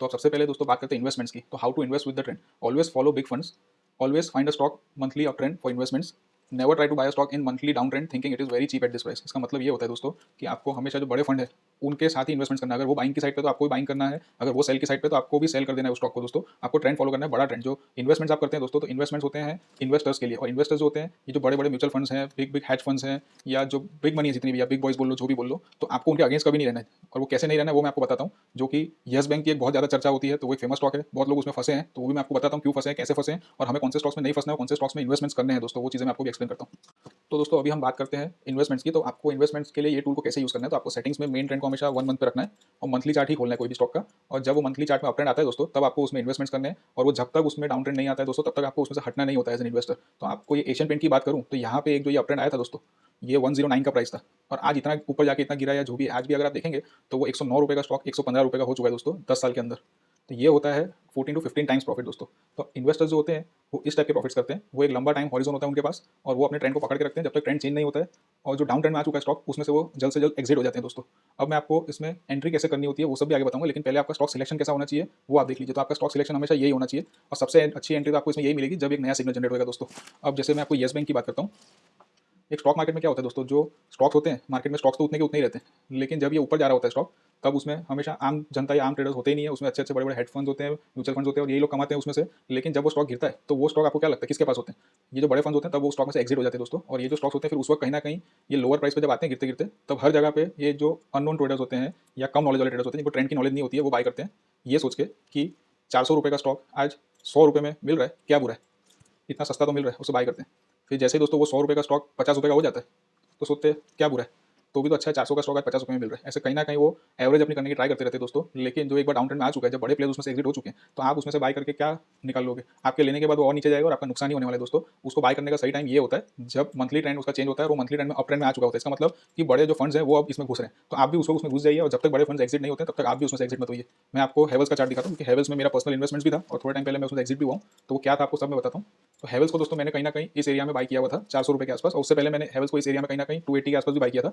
और फिर उसमें मैंने जब प्रॉफिट कब बुक किया वो भी बताता हूँ। ये इतना ऊपर गया तो कोई टॉप मेरे हाथ में नहीं आया था दोस्तों, टॉप और बॉटम किसी के हाथ में नहीं आता। लेकिन जब उसका मंथली ट्रेंड चेंज हुआ दोस्तों, तो इस जगह पे कहीं ना कहीं 620 रुपीज़ के आसपास में एग्जिट हुआ था हेवल्स में से, क्योंकि उसका मंथली का ट्रेंड चेंज हो चुका है। और मैंने उसमें से क्या कमाया आपको सही बताऊँ, तो मेरी जो एवरेज थी वो कहीं ना कहीं 340 रुपीज़ के आसपास की थी दोस्तों। और मेरा होल्डिंग पीरियड से 340 से वो स्टॉक तो गया था ऑलमोस्ट 780 या 790 रुपीज़ या 800 रुपीज़ तक भी गया था, लेकिन कोई वहाँ पे मैं एग्जिट नहीं हुआ था, क्योंकि टॉप और बॉटम दोस्तों किसी के हाथ में आते नहीं है। लेकिन जब ट्रेंड चेंज हुआ उसका, तब कहीं ना कहीं 600 रुपये या 620 रुपये के आसपास में एग्जिट हुआ था दोस्तों उसमें से। और तो भी आप गिनेंगे तो मेरे को अच्छा खासा डेवलप मिल चुका था, वो भी खाली 3 से 3.5 साल के अंदर ही दोस्तों। तो दोस्तों ये होती है इन्वेस्टिंग, और इन्वेस्टिंग इस तरीके से की जाती है दोस्तों। अब आपको जो भी इन्वेस्टिंग करनी है दोस्तों, आपको ये मंथली टाइम फ्रेम पे टूल को लगा देना है और चेक कर लेना है। सब मेरे को वोडाफोन आइडिया के लिए भी बहुत पूछते हैं कि उसको बाय करना चाहिए कि नहीं, क्योंकि 6 महीने से सब वोडाफोन आइडिया को बाय कर रहे हैं और कुछ खरीद रहे हैं। लेकिन आप देखोगे दोस्तों, तो मंथली ट्रेंड में डाउन ट्रेंड में आ चुका है। तो जो मंथली ट्रेंड में डाउन ट्रेंड में है, मतलब बड़े प्लेयर्स उसमें से एग्जिट हो रहे हैं, वो स्टॉक कहाँ जाएंगे, कोई कचरे के डब्बे में जाएंगे नहीं, वो लोग बेचेंगे तो कोई खरीदेगा। आपको क्या लगता है किसने खरीदा ये सब स्टॉक, जब गिरते गिरते नीचे आ रहा था? ये कहीं ना कहीं आम जनता ही होती है दोस्तों, कि सस्ता मिल रहा है ऐसा सोच के उसको खरीदते हैं कि ये तो एक टाइम पे 120 रुपये का स्टॉक था, और आज तो देखो 50 रुपये मिल रहा है, 40 में मिल रहा है, 30 में मिल रहा है। और जिसने 50 में लिया उसने भी नुकसान किया, 40 में लिया उसने नुकसान किया, 30 में लिया उसने नुकसान किया, जिसने 10 रुपये में लिया दोस्तों वो भी लॉस में है, क्योंकि डाउन ट्रेंड के स्टॉक में उन्होंने इन्वेस्टमेंट किया। लेकिन अगर आप हिंदुस्तान यूनिलीवर की मैं बात करूं, तो ऐसे स्टॉक्स में इन्वेस्टमेंट करने में लोग बहुत डरते हैं कि यार ये तो एक टाइम पे 600 रुपये का स्टॉक था, 1200 का तो हो गया, और क्या बढ़ेगा। फिर जब 1800 का हो जाए तो और क्या बढ़ेगा, वापस जब वो 2000 का होता है और क्या बढ़ेगा। वो कभी उसमें हिम्मत ही नहीं करते इन्वेस्टमेंट करने की दोस्तों। लेकिन आपको इन्वेस्टमेंट हमेशा ऐसे अप ट्रेंड के स्टॉक में करनी होती है, जो अप ट्रेंड में है वो और बढ़ता ही रहेगा, और क्या बढ़ेगा, ऐसा टॉप या बॉटम पकड़ने की ट्राई कभी मत कीजिए। उसमें आप इन्वेस्टमेंट कीजिए, आपके इन्वेस्टमेंट लेने के बाद हाई प्रोबेबिलिटी यही होगी दोस्तों कि वो अप ट्रेंड में, इसलिए वो और बढ़ता ही रहेगा दोस्तों, जब तक उसका ट्रेंड चेंज नहीं होता है। तो इसे हम ट्रेंड ट्रेडिंग कहते हैं। और इन्वेस्टमेंट्स के लिए आपको हमेशा जो मंथली कैंडल में अप ट्रेंड में स्टॉक उसको सिलेक्ट करना है और उसी में इन्वेस्टमेंट करनी है दोस्तों। जो मंथली कैंडल में डाउन ट्रेंड में उसमें आप बॉटम पकड़ने की ट्राई मत कीजिए, क्योंकि आपके लेने के बाद हाई प्रोबेबिलिटी वही है कि वो और गिरता ही जाएगा। तो हमारा ये जो टूल है दोस्तों, ये आपको इन्वेस्टमेंट्स में भी काम आएगा। इसको आपको मंथली कैंडल पे यूज करना है और इन्वेस्टमेंट्स में आपको होल्ड करना है दोस्तों। तो दोस्तों अब आ जाते हैं धीरे धीरे थोड़ा एडवांस टॉपिक्स पे कि how to do swing trading with the trend. Swing trading क्या होती है दोस्तों, सबसे पहले मैं आपको वो बताता हूँ। स्विंग ट्रेडिंग वो होती है जिसमें आप कोई इन्वेस्टमेंट्स या कोई स्टॉक्स बाय करते हैं या सेल करते हैं, और उसको पोजीशन आप होल्ड करते हैं 10 दिन, 20 दिन, 1 महीना, 1.5 महीने तक भी होल्ड करते हैं, 2 महीने तक भी होल्ड करते हैं। तो जो ये पोजिशनल ट्रेडिंग होती है उसी को स्विंग ट्रेडिंग कहा जाता है दोस्तों। ये मेरी one of the favourite trading की पैटर्न है, और मैं मैक्सिमम स्विंग ट्रेडिंग ही करता हूँ। मैं इंट्राडे ट्रेडिंग भी करता हूँ, लेकिन वो बहुत ही कम करता हूँ। लेकिन स्विंग ट्रेडिंग मैक्सिमम करता हूँ, क्योंकि स्विंग ट्रेडिंग में क्या होता है दोस्तों, आपको पूरा दिन चार्ट्स के सामने ग्लू होकर बैठने की जरूरत नहीं है। आप दिन में 1 या 2 बार भी अपने चार्ट्स को एनालाइज कर सकते हैं, देख सकते हैं, और बहुत हो गया। आपको अपने ट्रेड्स को पूरा दिन मॉनिटर भी करने की जरूरत नहीं होती है। और जो प्रॉफिट्स होते हैं दोस्तों परसेंटेज वाइज, वो स्विंग ट्रेडिंग में हमेशा ज़्यादा बड़े होते हैं इंट्राडे ट्रेडिंग के कंपैरेटिवली। और स्विंग ट्रेडिंग कैसा है दोस्तों, वो थोड़ा स्ट्रेस फ्री टाइप का ट्रेडिंग है, उसमें बहुत ज़्यादा आपको इन्वॉल्वमेंट नहीं चाहिए होता है। तो दोस्तों स्विंग ट्रेडिंग करने के लिए आपको कौन सा टाइम फ्रेम यूज़ करना होता है वो भी मैं आपको बताऊंगा। आपको एक सिंपल फंडा बता देता हूँ कि आप स्विंग ट्रेडिंग करो, इंट्रा ट्रेडिंग करो या कुछ भी करो, आपको जो बड़ा ट्रेंड है उसके अगेंस्ट नहीं ट्रेड करना है। और स्विंग ट्रेडिंग में दोस्तों आपको जब होल्ड करना है 10 दिन, 20 दिन, 25 दिन, महीना, तो आपको कहीं ना कहीं जो मंथली ट्रेंड है और जो बिग मनी है, म्यूचुअल फंड्स है, हेज फंड्स है, उनके अगेंस्ट कभी ट्रेड नहीं करना है। आपको उनकी टीम में जाकर शामिल हो जाना है। वो ट्रेंड डिसाइड करते हैं अप है या डाउन है, और वो हमेशा एक अप ट्रेंड में स्टॉक जब भी नीचे से मिलता है उसको बाय करते हैं। तो हमें भी वही करना है दोस्तों। एक अप ट्रेंड में जब कोई स्टॉक होता है और उसमें एक पुल बैक आ जाता है और नीचे से वापस हमें सस्ते से उसको खरीदने का मौका मिलता है, तब हमें भी खरीदना खरीदना है, हमें उनकी टीम में जाके शामिल हो जाना है, उनके अगेंस्ट नहीं ट्रेड करना है। अब वो कैसे करते हैं वो भी मैं आपको चार्ट्स पे बताता हूँ दोस्तों। और दोस्तों स्विंग ट्रेडिंग करने के लिए हमें कौन सा टाइम फ्रेम यूज़ करना है और हमारे टूल में क्या सेटिंग रखनी है, तो वो भी मैं आपको बहुत क्लियरली बता देता हूँ। स्विंग ट्रेडिंग करने के लिए आपको जो हमारे टूल है उसमें सेटिंग्स में मेन ट्रेंड जो है उसको 1 मंथ पे रखना है, और डेली कैंडल का जो चार्ट का टाइम फ्रेम होता है दोस्तों उसे आपको यूज़ करना है। आपको डेली टाइम फ्रेम का चार्ट ओपन करना है और इंडिकेटर में मेन ट्रेंड को 1 मंथ पे सेट करना है स्विंग ट्रेडिंग करने के लिए दोस्तों। आ जाते हैं स्विंग ट्रेडिंग पे। तो जैसे कि मैं आपको बता ही चुका हूँ कि आपको जो मंथली टाइम फ्रेम सिलेक्ट करना है मेन ट्रेंड के अंदर, सेटिंग्स में जाना है इंडिकेटर के, मेन ट्रेंड को हमेशा 1 मंथ पे रखना है। और 1 मंथ का आप जब चार्ट खोलेंगे दोस्तों तो आपको ये मंथली जो ट्रेंड है उसका दिखाएगा हमारा ये इंडिकेटर। आपको कभी भी इसके अगेंस्ट ट्रेड नहीं करना है। अगर ये अप ट्रेंड में है, ग्रीन में है, तो आपको सिर्फ और सिर्फ बाय करना है, सेल कभी नहीं करना है इस स्टॉक को। और वो कैसे करते हैं वो भी आपको बताता हूँ। तो आपको अब आ जाना है डेली चार्ट्स पे। और दोस्तों इसमें क्या फंडा, ये लाइन कैसे चलती है मैं आपको वो भी थोड़ा और क्लियर कर देता हूँ। दोस्तों आप ये लाइन देखेंगे ना, तो ये लाइन जैसे चल रही है, इधर आप देखेंगे तो ये कैंडल्स का मूवमेंट आपको अलग दिखेगा, और यही चीज़ अगर आप डेली के टाइम फ्रेम पे जाके देखेंगे दोस्तों तो ये वही कैंडल्स हैं। इधर अगर उसको टच कर रहा था लाइन को तो ये वही एरिया है, और एक्जैक्टली ये जो टाइम फ्रेम पे जो प्लॉट हो रहा है दोस्तों, तो उसको मंथली टाइम फ्रेम पे क्या ट्रेंड था वो आपको बहुत ही एक्यूरेटली बताएगा दोस्तों। अब इसमें ट्रेडिंग कैसे करनी है मैं आपको वो बताता हूँ। इसमें हमें सपोर्ट के लिए कहीं ना कहीं एक और इंडिकेटर प्लॉट करना हो अपने चार्ट पे, तो हम ईएम को प्लॉट करेंगे दोस्तों, एक्सपोनेंशियल मूविंग एवरेज। इधर आपको इंडिकेटर्स में ऊपर जाना है और इधर सर्च में आप ईएम टाइप करेंगे तो सबसे पहला ही आ जाएगा मूविंग एवरेज एक्सपोनेंशियल, उसे क्लिक करेंगे और इस वीडियो को क्लोज कर देंगे। और ईएमए के सेटिंग्स में जाके हमें इनपुट में 200 कर देना है। ये मैं आपको इसलिए सजेस्ट कर रहा हूँ 200 की ईएम को यूज़ करना, क्योंकि कहीं ना कहीं ये भी as a support resistance work करता है कहीं ना कहीं मार्केट में, और हमारे टूल के साथ हमें इसे भी यूज़ करेंगे साथ में, तो कहीं ना कहीं हमारी एक्यूरेसी बढ़ती है दोस्तों। इसको मैं थोड़ा ठीक कर देता हूँ, इसकी जो लाइन है अभी आप देखेंगे दोस्तों, ऑरेंज लाइन है 200 डे की मूविंग एवरेज है। तो जब एक अप ट्रेंड में होता है स्टॉक तो वो कहीं ना कहीं 200 डे की मूविंग एवरेज के आसपास आके सपोर्ट लेके वापस से बाउंस बैक होते रहता है। तो हमें इस स्टॉक को कभी भी सेल नहीं करना है, क्योंकि ये मंथली में अप ट्रेंड में दोस्तों, जिसने भी इसको सेल करके होल्ड किया है उसने हमेशा पैसा तोड़ा है। बाय करके होल्ड करने वाला हमेशा सुखी रहता है इसमें दोस्तों। तो एज अ स्विंग ट्रेडर जब जब आपको मंथली अप ट्रेंड में वो स्टॉक है और थोड़ा सा एक अच्छा पुल बैक आता है और नीचे से बाय करने की वापस से अपॉर्चुनिटी मिलती है 200 डे के ईएमए के आसपास से, तो आपको उसे बाय करना चाहिए। उसकी मैक्सिमम प्रोबेबिलिटी है कि वो वापस से अप जाएगा दोस्तों। और जब ये ऊपर जाने के बाद ये बाय का सिग्नल आता है दोस्तों, तब आपको बाय नहीं करना है, क्योंकि 200 डे की मूविंग एवरेज से थोड़ा दूर हो चुका है। आपको वेट करना है कहीं ना कहीं अच्छा पुल बैक आए और 200 डे की ईएमए जो है ये उसके आसपास से कहीं आपको जब बाय का सिग्नल मिलेगा दोस्तों, तो वो हाई प्रोबेबिलिटी सिग्नल होगा, और उसके बाय करने के बाद मार्केट में जो मूवमेंट आएगा वो बड़ा आएगा। तो हमें इस टाइप के मूवमेंट्स कैप्चर करने की ट्राई करनी है दोस्तों। अब वापस से आप देखेंगे दोस्तों तो ये ऊपर जाने के बाद वापस पुल बैक्स लेता है, और कहीं ना कहीं ये 200 डे की ईएमए के पास इधर अगर आपको बाय सिग्नल मिला, आपने बाय किया, एक स्टॉप लॉस होगा शायद, क्योंकि अपोजिट सिग्नल आ गया तो आप अपना स्टॉप लॉस बुक कर लेंगे। दोबारा से नीचे से आपको बाय करने की अपॉर्चुनिटी मिली, आपने बाय किया और धीरे धीरे वापस से स्टॉक दोस्तों ऊपर ही जाता है, वापस गिरता है 200 डे की ईएमए के आसपास। जैसे अपॉर्चुनिटी मिलती है बाय करने की, आप उसे बाय करेंगे तो वो धीरे धीरे स्टॉक वापस से ऊपर ही जाएगा दोस्तों। और सेम इस तरीके से दोस्तों जब ये 200 डे की ईएमए के आसपास वापस से आता है पुल बैक लेके और आपको बाय करने की अपॉर्चुनिटी मिलती है, बाय कीजिए, वो वापस से आपको एक अच्छा प्रॉफिट देगा। लेकिन काफी बार ऐसा भी होगा कभी कभी दोस्तों कि वो 200 डे की ईएमए के पास भी आएगा और इतना वॉलेटाइल मूव होगा कि आपको जब बाय का सिग्नल मिलेगा दोस्तों तो वो 200 डे की ईएमए से काफी दूर हो चुका होगा स्टॉक। इधर आपको इसमें बाय का सिग्नल मिला, इसलिए इतना जब वो दूर हो जाता है 200 डे की ईएमए से दोस्तों, तब आप उसको इग्नोर कर लीजिए, उस बाय के एक सिग्नल को छोड़ दीजिए। कहीं ना कहीं उसमें थोड़ा रिस्क ज्यादा होता है, क्योंकि एक जो बड़ा मूव आना था वो आ चुका है ऑलरेडी। तो अब आप इसमें इन्वॉल्व होंगे तो आपके लिए कोई बहुत बड़ी जगह अंदर बची नहीं होती दोस्तों। और अब कुछ और स्टॉक्स भी एनालाइज करते हैं, जैसे कि बजाज फाइनेंस है। तो बजाज फाइनेंस का सबसे पहले आप मंथली चार्ट खोल के देखेंगे दोस्तों, तो ये कंटिन्यूस हमेशा एक मंथली ट्रेंड में अप ट्रेंड में था, और ये एक बहुत बड़ा फॉल आया है जो अभी कोरोना वायरस को लेके आया है। इस टाइप के नॉर्मली फॉल्स मार्केट में बहुत कम आते हैं और इस टाइप के मूवमेंट्स होती नहीं है। ये जो अभी चार्ट्स हम देख रहे हैं ये टोटल नया ही है, और आप ये देख सकते हो, समझ सकते हैं कि ये कहीं ना कहीं एक बहुत बड़ा टेरर है कोरोना वायरस का फाइनेंशियल मार्केट्स के ऊपर, इसके लिए ही ऐसा हुआ है। बाकी रेगुलर जो फाइनेंशियल मार्केट्स चलते हैं मैं आपको वो सिखाऊंगा कि रेगुलर मार्केट्स कैसे चलते हैं, क्योंकि ये चीज़ जिंदगी में हमेशा नहीं होने वाली है, पर ये चीज़ जिंदगी में दोस्तों हमेशा होती ही रहेगी। तो अब हम डेली चार्ट्स पे आ जाते हैं दोस्तों। तो अब आप देखेंगे तो बजाज फाइनेंस का स्टॉक हमेशा कंटिन्यूसली मंथली अप ट्रेंड में ही था दोस्तों। तो जब जब ये 200 डे की ईएमए के आसपास आपको बाय के सिग्नल्स मिलते हैं, आप उसको बाय करके होल्ड कीजिए दोस्तों, वो ऊपर जाएगा, वापस से धीरे धीरे पुल बैक लेता हुआ वो कहीं ना कहीं 200 डे की ईएमए के आसपास आएगा। 200 डे की ईएमए के आसपास जो आपको बाय के सिग्नल्स मिलेंगे दोस्तों वो सबसे अच्छे सिग्नल्स होते हैं, उसको आप फॉलो कीजिए, एक बड़ा प्रॉफिट आपको मिलने की प्रोबेबिलिटी बहुत हाई होती है। वापस से ऊपर जाता है और ये बहुत बड़ा पुल बैक आता है। और जो टॉप और बॉटम पकड़ने वाले दोस्त होते हैं हमारे जो मार्केट में, वो यही सोच लेते हैं ये बजाज फाइनेंस का टॉप बन चुका है, इतना गिर गया, अब तो ये और गिरेगा, गिरता गिरता नीचे आता रहेगा और इसका ट्रेंड चेंज हो चुका है। ऐसा नहीं होता दोस्तों, हमें उस जगह पे वेट करना है कि दोबारा से उसमें एक बाय का सिग्नल जनरेट हो और हम बाय करेंगे और वो धीरे धीरे वापस से ऊपर जाएगा दोस्तों। अब ये जो पुलबैक्स हैं ये ऑलरेडी मैं आपको ट्रेंड के जो 3 बड़े सीक्रेट्स है वो बता ही चुका हूँ कि हर एक टाइम फ्रेम पे पुलबैक्स आते ही है। एक्चुअली मंथली टाइम फ्रेम पे जो स्टॉक्स होते हैं वो चल रहे होते हैं अप या डाउन, लेकिन उसके जो पुलबैक्स आपको डेली के टाइम फ्रेम पे मिलेंगे दोस्तों ट्रेडिंग के लिए, स्विंग ट्रेडिंग के लिए। जैसे ये वापस से गिरा, इधर बाय का सिग्नल जनरेट हुआ, वापस से ये स्टॉक ऊपर जाता है दोस्तों, क्योंकि वो मंथली अप ट्रेंड में है। तो आपने चाहे वो इधर बाय किया, इधर बाय किया, इधर बाय किया, इधर बाय किया, वो लास्ट में तो घूम फिर के ऊपर ही जाता है, क्योंकि आपने जो स्टॉक का सिलेक्शन किया है वो मंथली अप ट्रेंड के स्टॉक का सिलेक्शन है। तो उसकी हाई प्रोबेबिलिटी यही है कि स्मॉलर टाइम फ्रेम पे वो पुलबैक लेगा और वापस से ऊपर ही जाएगा दोस्तों। और ये कोई मैं आपको इंडिया के स्टॉक मार्केट की बात नहीं कर रहा हूँ दोस्तों, ये दुनिया में हर जगह यही नियम फॉलो होते हैं। मैं आपको चाहिए तो कुछ वर्ल्ड के दूसरे यूएसए के स्टॉक मार्केट के भी कोई स्टॉक की बात कर लेते हैं, तो एप्पल की बात कर लेते हैं, जो फेमस स्टॉक्स है, ऐसे स्टॉक्स की बातें करते हैं, तो क्या सबको मजा भी आती है और ऐसा सुना सुना हुआ भी लगता है दोस्तों। तो ये दोस्तों एप्पल का चार्ट है, मैं मंथली चार्ट दिखा देता हूँ। ये यूएसए न्यूयॉर्क स्टॉक एक्सचेंज का चार्ट है एप्पल का। तो आप देखेंगे दोस्तों तो इस जगह से मंथली अप ट्रेंड शुरू हो चुका था एप्पल का, और उसके बाद वो धीरे धीरे ऊपर ही गया, लेकिन वो सीधे लाइन में ऊपर नहीं जाते स्टॉक दोस्तों, वो बार बार पुल बैक्स आते ही हैं। ये ट्रेंड का एक बहुत बड़ा सीक्रेट है, लेकिन उससे आप उसको कभी भी ऐसे जज मत कीजिएगा कि ये बहुत बढ़ गया, अब ये टॉप आ चुका है और यहाँ से वो ट्रेंड चेंज होगा। ट्रेंड चेंज होने का वेट कीजिए, फिर अपने जजमेंट दीजिए कि ट्रेंड चेंज हो चुका है। पहले से अगर आप जजमेंट्स लेंगे तो दोस्तों आपको ट्रेडिंग में पैसा कमाना बहुत मुश्किल हो जाएगा, क्योंकि जो अप ट्रेंड का स्टॉक है जिसमें ऐसे जजमेंट लिए तो उसने ये बाइंग की अपॉर्चुनिटी मिस कर ली, फिर वापस से इधर नीचे से अपॉर्चुनिटी मिलती है, इधर से नीचे बाइंग की अपॉर्चुनिटी मिलती है, इधर बाइंग की अपॉर्चुनिटी मिलती है दोस्तों, इधर बाइंग की अपॉर्चुनिटी मिलती है, और वो इतना सब जब गिर जाता है दोस्तों, तब इधर एक बार स्टॉप लॉस हुआ, कोई बात नहीं, दोबारा से अगर आपने हिम्मत की बाय करने की तो देखिए फिर वो धीरे धीरे ऊपर ही जाता है, क्योंकि वो एक मंथली ट्रेंड में अप ट्रेंड है। और इस बार भी अभी एप्पल का स्टॉक गिरा है तो यहाँ से वापस जैसे ये बाई की सिग्नल आएगी ऊपर की तरफ तो ये भी एक अच्छी अपॉर्चुनिटी होगी और ऐसी प्रोबेबिलिटी है कि और ऊपर ही जाएगा दोस्तों। तो ये एक टाइप का ट्रेडिंग होता है जो मैं आपको सिखा रहा हूँ। ये दुनिया के कोई भी जगह पे आप चले जाए ऐसे ही होता है। ये एप्पल को चार्ट को छोड़िए, मैं आपको कोका कोला का चार्ट दिखाता हूँ। मैंने भी आज तक देखा तो नहीं है, अचानक अभी ऐसा मुंह पे आ गया कोका कोला, ये रहा New York stock exchange Coca Cola. तो ये देखेंगे दोस्तों, तो ये थोड़ा वॉलेटाइल स्टॉक है, लेकिन इसमें भी हो क्या रहा है देखेंगे ना, तो वही चीज़ है कि ये मंथली ट्रेंड में इस जगह से पूरा ही अप ट्रेंड में। तो इधर आप डेली टाइम फ्रेम पे आके देखेंगे क्या हुआ था इसमें, तो कहीं ना कहीं वॉलेटिलिटी इसमें बहुत हाई है। मैं आपको सजेस्ट करूंगा ऐसे जो स्टॉक्स होते हैं उससे तो दूर ही रहने का, क्योंकि आपको पैसा कमाने से मतलब है। जो सिंपल ट्रेंड पकड़ के चल रहे हैं उसमें से कमाइए, लेकिन इसमें भी अगर आपको कमाना है तो आप पूरा कैलकुलेशन कर लीजिए। जितनी बार भी बाइंग की अपॉर्चुनिटीज आई थी उसमें सब में अगर आपने इन्वॉल्वमेंट लिया होगा दोस्तों, तो कुछ ना कुछ तो आपको कमाने को मिलता है, क्योंकि कहीं ना कहीं आप ट्रेंड के साथ थे तो आपके विन रेशियो वाले स्टॉक्स, विन रेशियो वाले जो ट्रेड्स है वो ज़्यादा ही होते लॉस के ट्रेड से दोस्तों। तो इस तरीके से ट्रेंड ट्रेडिंग की जाती है। और ये कोई खाली स्टॉक मार्केट की बातें भी नहीं है, मैं आपको फॉरेक्स मार्केट की बात करता हूँ दोस्तों। चलिए जो वर्ल्ड में, या गोल्ड की बातें कर लेते हैं, कमोडिटी मार्केट की। trading.com पे दोस्तों इंडिया के कमोडिटी के तो कोई चार्ट्स अवेलेबल नहीं है, इंटरनेशनल जो गोल्ड है उसकी बात करते हैं। तो ये इंटरनेशनल गोल्ड का चार्ट है दोस्तों। तो पहले हम इस पे आ जाते हैं। ये जो इतना बड़ा एक मंथली का अपट्रेंड चल रहा था, तो उस वक्त आप देखेंगे दोस्तों तो क्या सीनरियो था, उस पे आते हैं। थोड़ा पीछे चले जाते हैं चार्ट्स पे। तो दोस्तों ये वो सीनरियो, वो टाइम है जब गोल्ड मंथली ट्रेंड में अपट्रेंड में था। तो जितनी बार भी नीचे से बाई करने की अपॉर्चुनिटी मिली, मैक्सिमम अपॉर्चुनिटीज में पैसा मिलता ही है दोस्तों। जैसे इधर अपॉर्चुनिटी है, इधर है, इधर है। जितनी बार भी 200 मूविंग एवरेज के आसपास कहीं ना कहीं बाई की अपॉर्चुनिटी मिलती है दोस्तों, तो वो वहाँ से अप ही जाता है। और जिसने भी इसको सेल करके होल्ड किया कि भाई ये गोल्ड बहुत बढ़ गया, यहाँ से ऐसे गिरेगा, तो उनका सिर्फ और सिर्फ नुकसान होता है दोस्तों, और कुछ नहीं होता है। और सेम उसी तरीके से ये गोल्ड का अगर आप चार्ट देखेंगे दोस्तों, मैं आपको बिना डेली के चार्ट को खोले बिना ही आपको बता देता हूँ कि ये जब मंथली में डाउन ट्रेंड में था दोस्तों, तो ये सब उसके पुल बैक्स थे। और यहाँ पे सेल करने वाले लोगों ने पेट भर के पैसा कमाया ही है दोस्तों।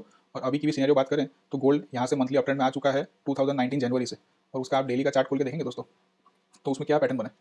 तो जैसे ये दोस्तों मंथली में अपट्रेंड में आ चुका है, तो इधर एक बाइंग की अपॉर्चुनिटी थी, इधर एक बाइंग की बहुत अच्छी अपॉर्चुनिटी थी, यहाँ से बाई किया तो काफी ऊपर गया। अब ट्रेंड ट्रेडिंग में दोस्तों फायदा क्यों होता है और कैसे होता है वो बताता हूँ। अगर आपका खाली 50% भी विन रेशियो हो जाता है तो भी आप बहुत पैसा कमा सकते हैं दोस्तों। वो क्यों आपको बताता हूँ, क्योंकि आपका जब स्टॉप लॉस होता है दोस्तों, कि आपने सपोज कीजिए यहाँ पे बाई किया और थोड़ा ऊपर जाके वापस से ट्रेंड रिवर्स हो गया, तो आप चार्ट पे देखेंगे तो आपका खाली 1% का ही लॉस हुआ।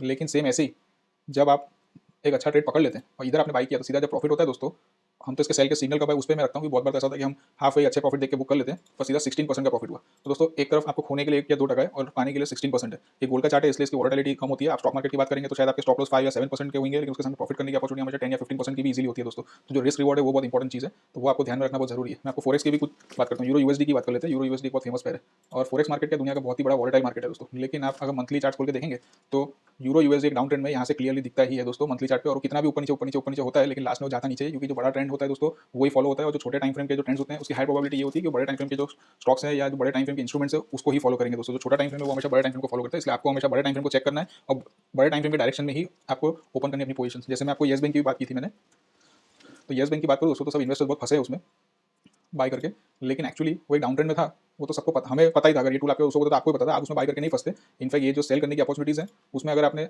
अपॉर्चुनिटीज़ ली होती तो कहीं ना कहीं कुछ कमाया ही होता, गवाया तो कभी कुछ नहीं होता दोस्तों। मैं आपको आइडिया का भी चार्ट बताता हूँ, क्योंकि आइडिया में तो पर्सनली मैंने भी काफी सेल के ट्रेड्स ओपन किए थे और कमाए भी उसमें। तो वो भी एक कंटिन्यूस डाउन ट्रेंड में था। अगर आप देखेंगे दोस्तों तो उसमें भी हमेशा एक पुल बैक्स आते हैं और वो नीचे जाते हैं, पुल बैक्स आते हैं और वो लास्ट में नीचे ही जाता है। और जो ट्रेंड के डायरेक्शन के मूव्स होते हैं दोस्तों वो बड़े होते हैं, पुल बैक्स हमेशा छोटे होते हैं। तो ट्रेंड के साथ ट्रेड करने का सबसे बड़ा फायदा हमें यही मिलता है कि हमें जो बड़ी अपॉर्चुनिटीज होते हैं और जो बड़े ट्रेड होते हैं वो बहुत इजीली मिल जाते हैं दोस्तों। मैं आपको आईबुल की भी बात करता हूँ, क्योंकि आईबुल में मैंने काफी ट्रेड किया पिछले 1-2 साल में। जब से वो डाउन ट्रेंड में आया मैं भी कहीं ना कहीं उसे सेल करने के लिए पीछे नहीं हटा हूँ, काफी ट्रेड उसमें ओपन किए। और ये जगह पे आप देखिए सेल किया, अच्छी अपॉर्चुनिटी, कितने पैसे कमाने को इजीली मिलते हैं। इधर भी लास्टली मैंने सेल किया था, मैंने इसका वीडियो बना के भी डाला था उस पर यूट्यूब पे, जिसमें मुझे कुछ शायद 1.5 या 2.5 लाख रुपये का प्रॉफिट हुआ था एक स्विंग ट्रेड में आईबुल के। तो दोस्तों वो ऐसे ही होते हैं। ये सब जो अच्छी अपॉर्चुनिटीज होती है वो ट्रेंड के डायरेक्शन में मिलती है। आपको स्विंग ट्रेड करना है तो आपको जो बड़ा ट्रेंड है वो देखना है। जब इसका बड़ा ट्रेंड पॉजिटिव था तब आपको बाइंग की अपॉर्चुनिटीज नहीं, खाली इन्वॉल्वमेंट लेना है और सिर्फ बाई करना है। और जब आपको सेल की अपॉर्चुनिटी मिलती है स्विंग ट्रेड में, तो आपको डाउन ट्रेंड में है तो ही उसको सेल करना है, वरना नहीं करना है दोस्तों। ट्रेंड के अगेंस्ट ट्रेड नहीं करना है, इसे हम ट्रेंड ट्रेडिंग कहते हैं और इसे स्विंग ट्रेडिंग कहते हैं दोस्तों। और जो हम ये काम करते हैं इसे हम डेली टाइम फ्रेम पे करते हैं, इसके लिए हम इसे स्विंग ट्रेडिंग कहते हैं, क्योंकि इसमें हमारी पोजीशन 10-20 दिन 25 दिन तक हम होल्ड करते हैं दोस्तों। तो दोस्तों अब हम आ जाते हैं इस टॉपिक पे कि स्टॉप लॉस और प्रॉफिट टारगेट्स हम कैसे रखेंगे जब हम स्विंग ट्रेडिंग करते हैं। तो आइए वो भी हम समझते हैं दोस्तों। इसमें स्टॉप लॉस जो रखने का और जो टारगेट रखने के 2 तरीके होते हैं। सबसे पहला तरीका होता है कि सपोज कीजिए आपने सेल किया है इधर, और सेल करते ही तुरंत ही अपोजिट कैंडल आ जाती है। जैसे इधर तो नहीं आई थी तो आपको कहीं ना कहीं स्टॉप लॉस नहीं हिट हुआ, इधर भी स्टॉप लॉस नहीं हिट हुआ, इधर भी नहीं हुआ, इधर नहीं हुआ। लेकिन ऐसे भी वक्त आते हैं जब आपने सेल किया वापस से आपको बाय का सिग्नल आ जाता है, अपोजिट सिग्नल। तो दोस्तों वो एरिया ऐसा होता है जहाँ कहीं ना कहीं आपका स्टॉप लॉस बुक हो चुका है। अब ये क्या एक्चुअली साइडवेज मार्केट था, इसके स्टॉप लॉस होते हैं साइडवेज मार्केट में जल्दी। जब एक ट्रेंडिंग फेस चल रहा होता है तब आपको बहुत इजीली और बहुत बड़े बड़े प्रॉफिट्स मिलेंगे दोस्तों। लेकिन जैसे आप इधर भी देखेंगे तो आपने वापस सेल किया और इधर की अपोजिट सिग्नल आ गया था, तो कहीं ना कहीं हमें स्टॉप लॉस करना पड़ता है दोस्तों। भले मंथली ट्रेंड डाउन है वो घूम फिर के नीचे आएगा, हमें यही पता है। लेकिन अगर यहाँ से ट्रेंड चेंज हो गया तो हमें बहुत बड़ा नुकसान करने के लिए रेडी नहीं है। इसलिए जब अपोजिट कैंडल्स आ जाती है दोस्तों, अपोजिट सिग्नल आता है, तब आप एक बार स्टॉप लॉस कर लीजिए। फिर दोबारा से आपको जब चांस मिलता है वापस से आप सेल कीजिए, और फिर उसके बाद आपको जैसे मार्केट ट्रेंडिंग फेस में आएगा तो एक अच्छा प्रॉफिट दे देगा और पुराने स्टॉप लॉस भी आपके कवर अप हो जाएंगे और बड़ा प्रॉफिट भी हो जाएगा दोस्तों। तो एक ये तरीका होता है स्टॉप लॉस करने का।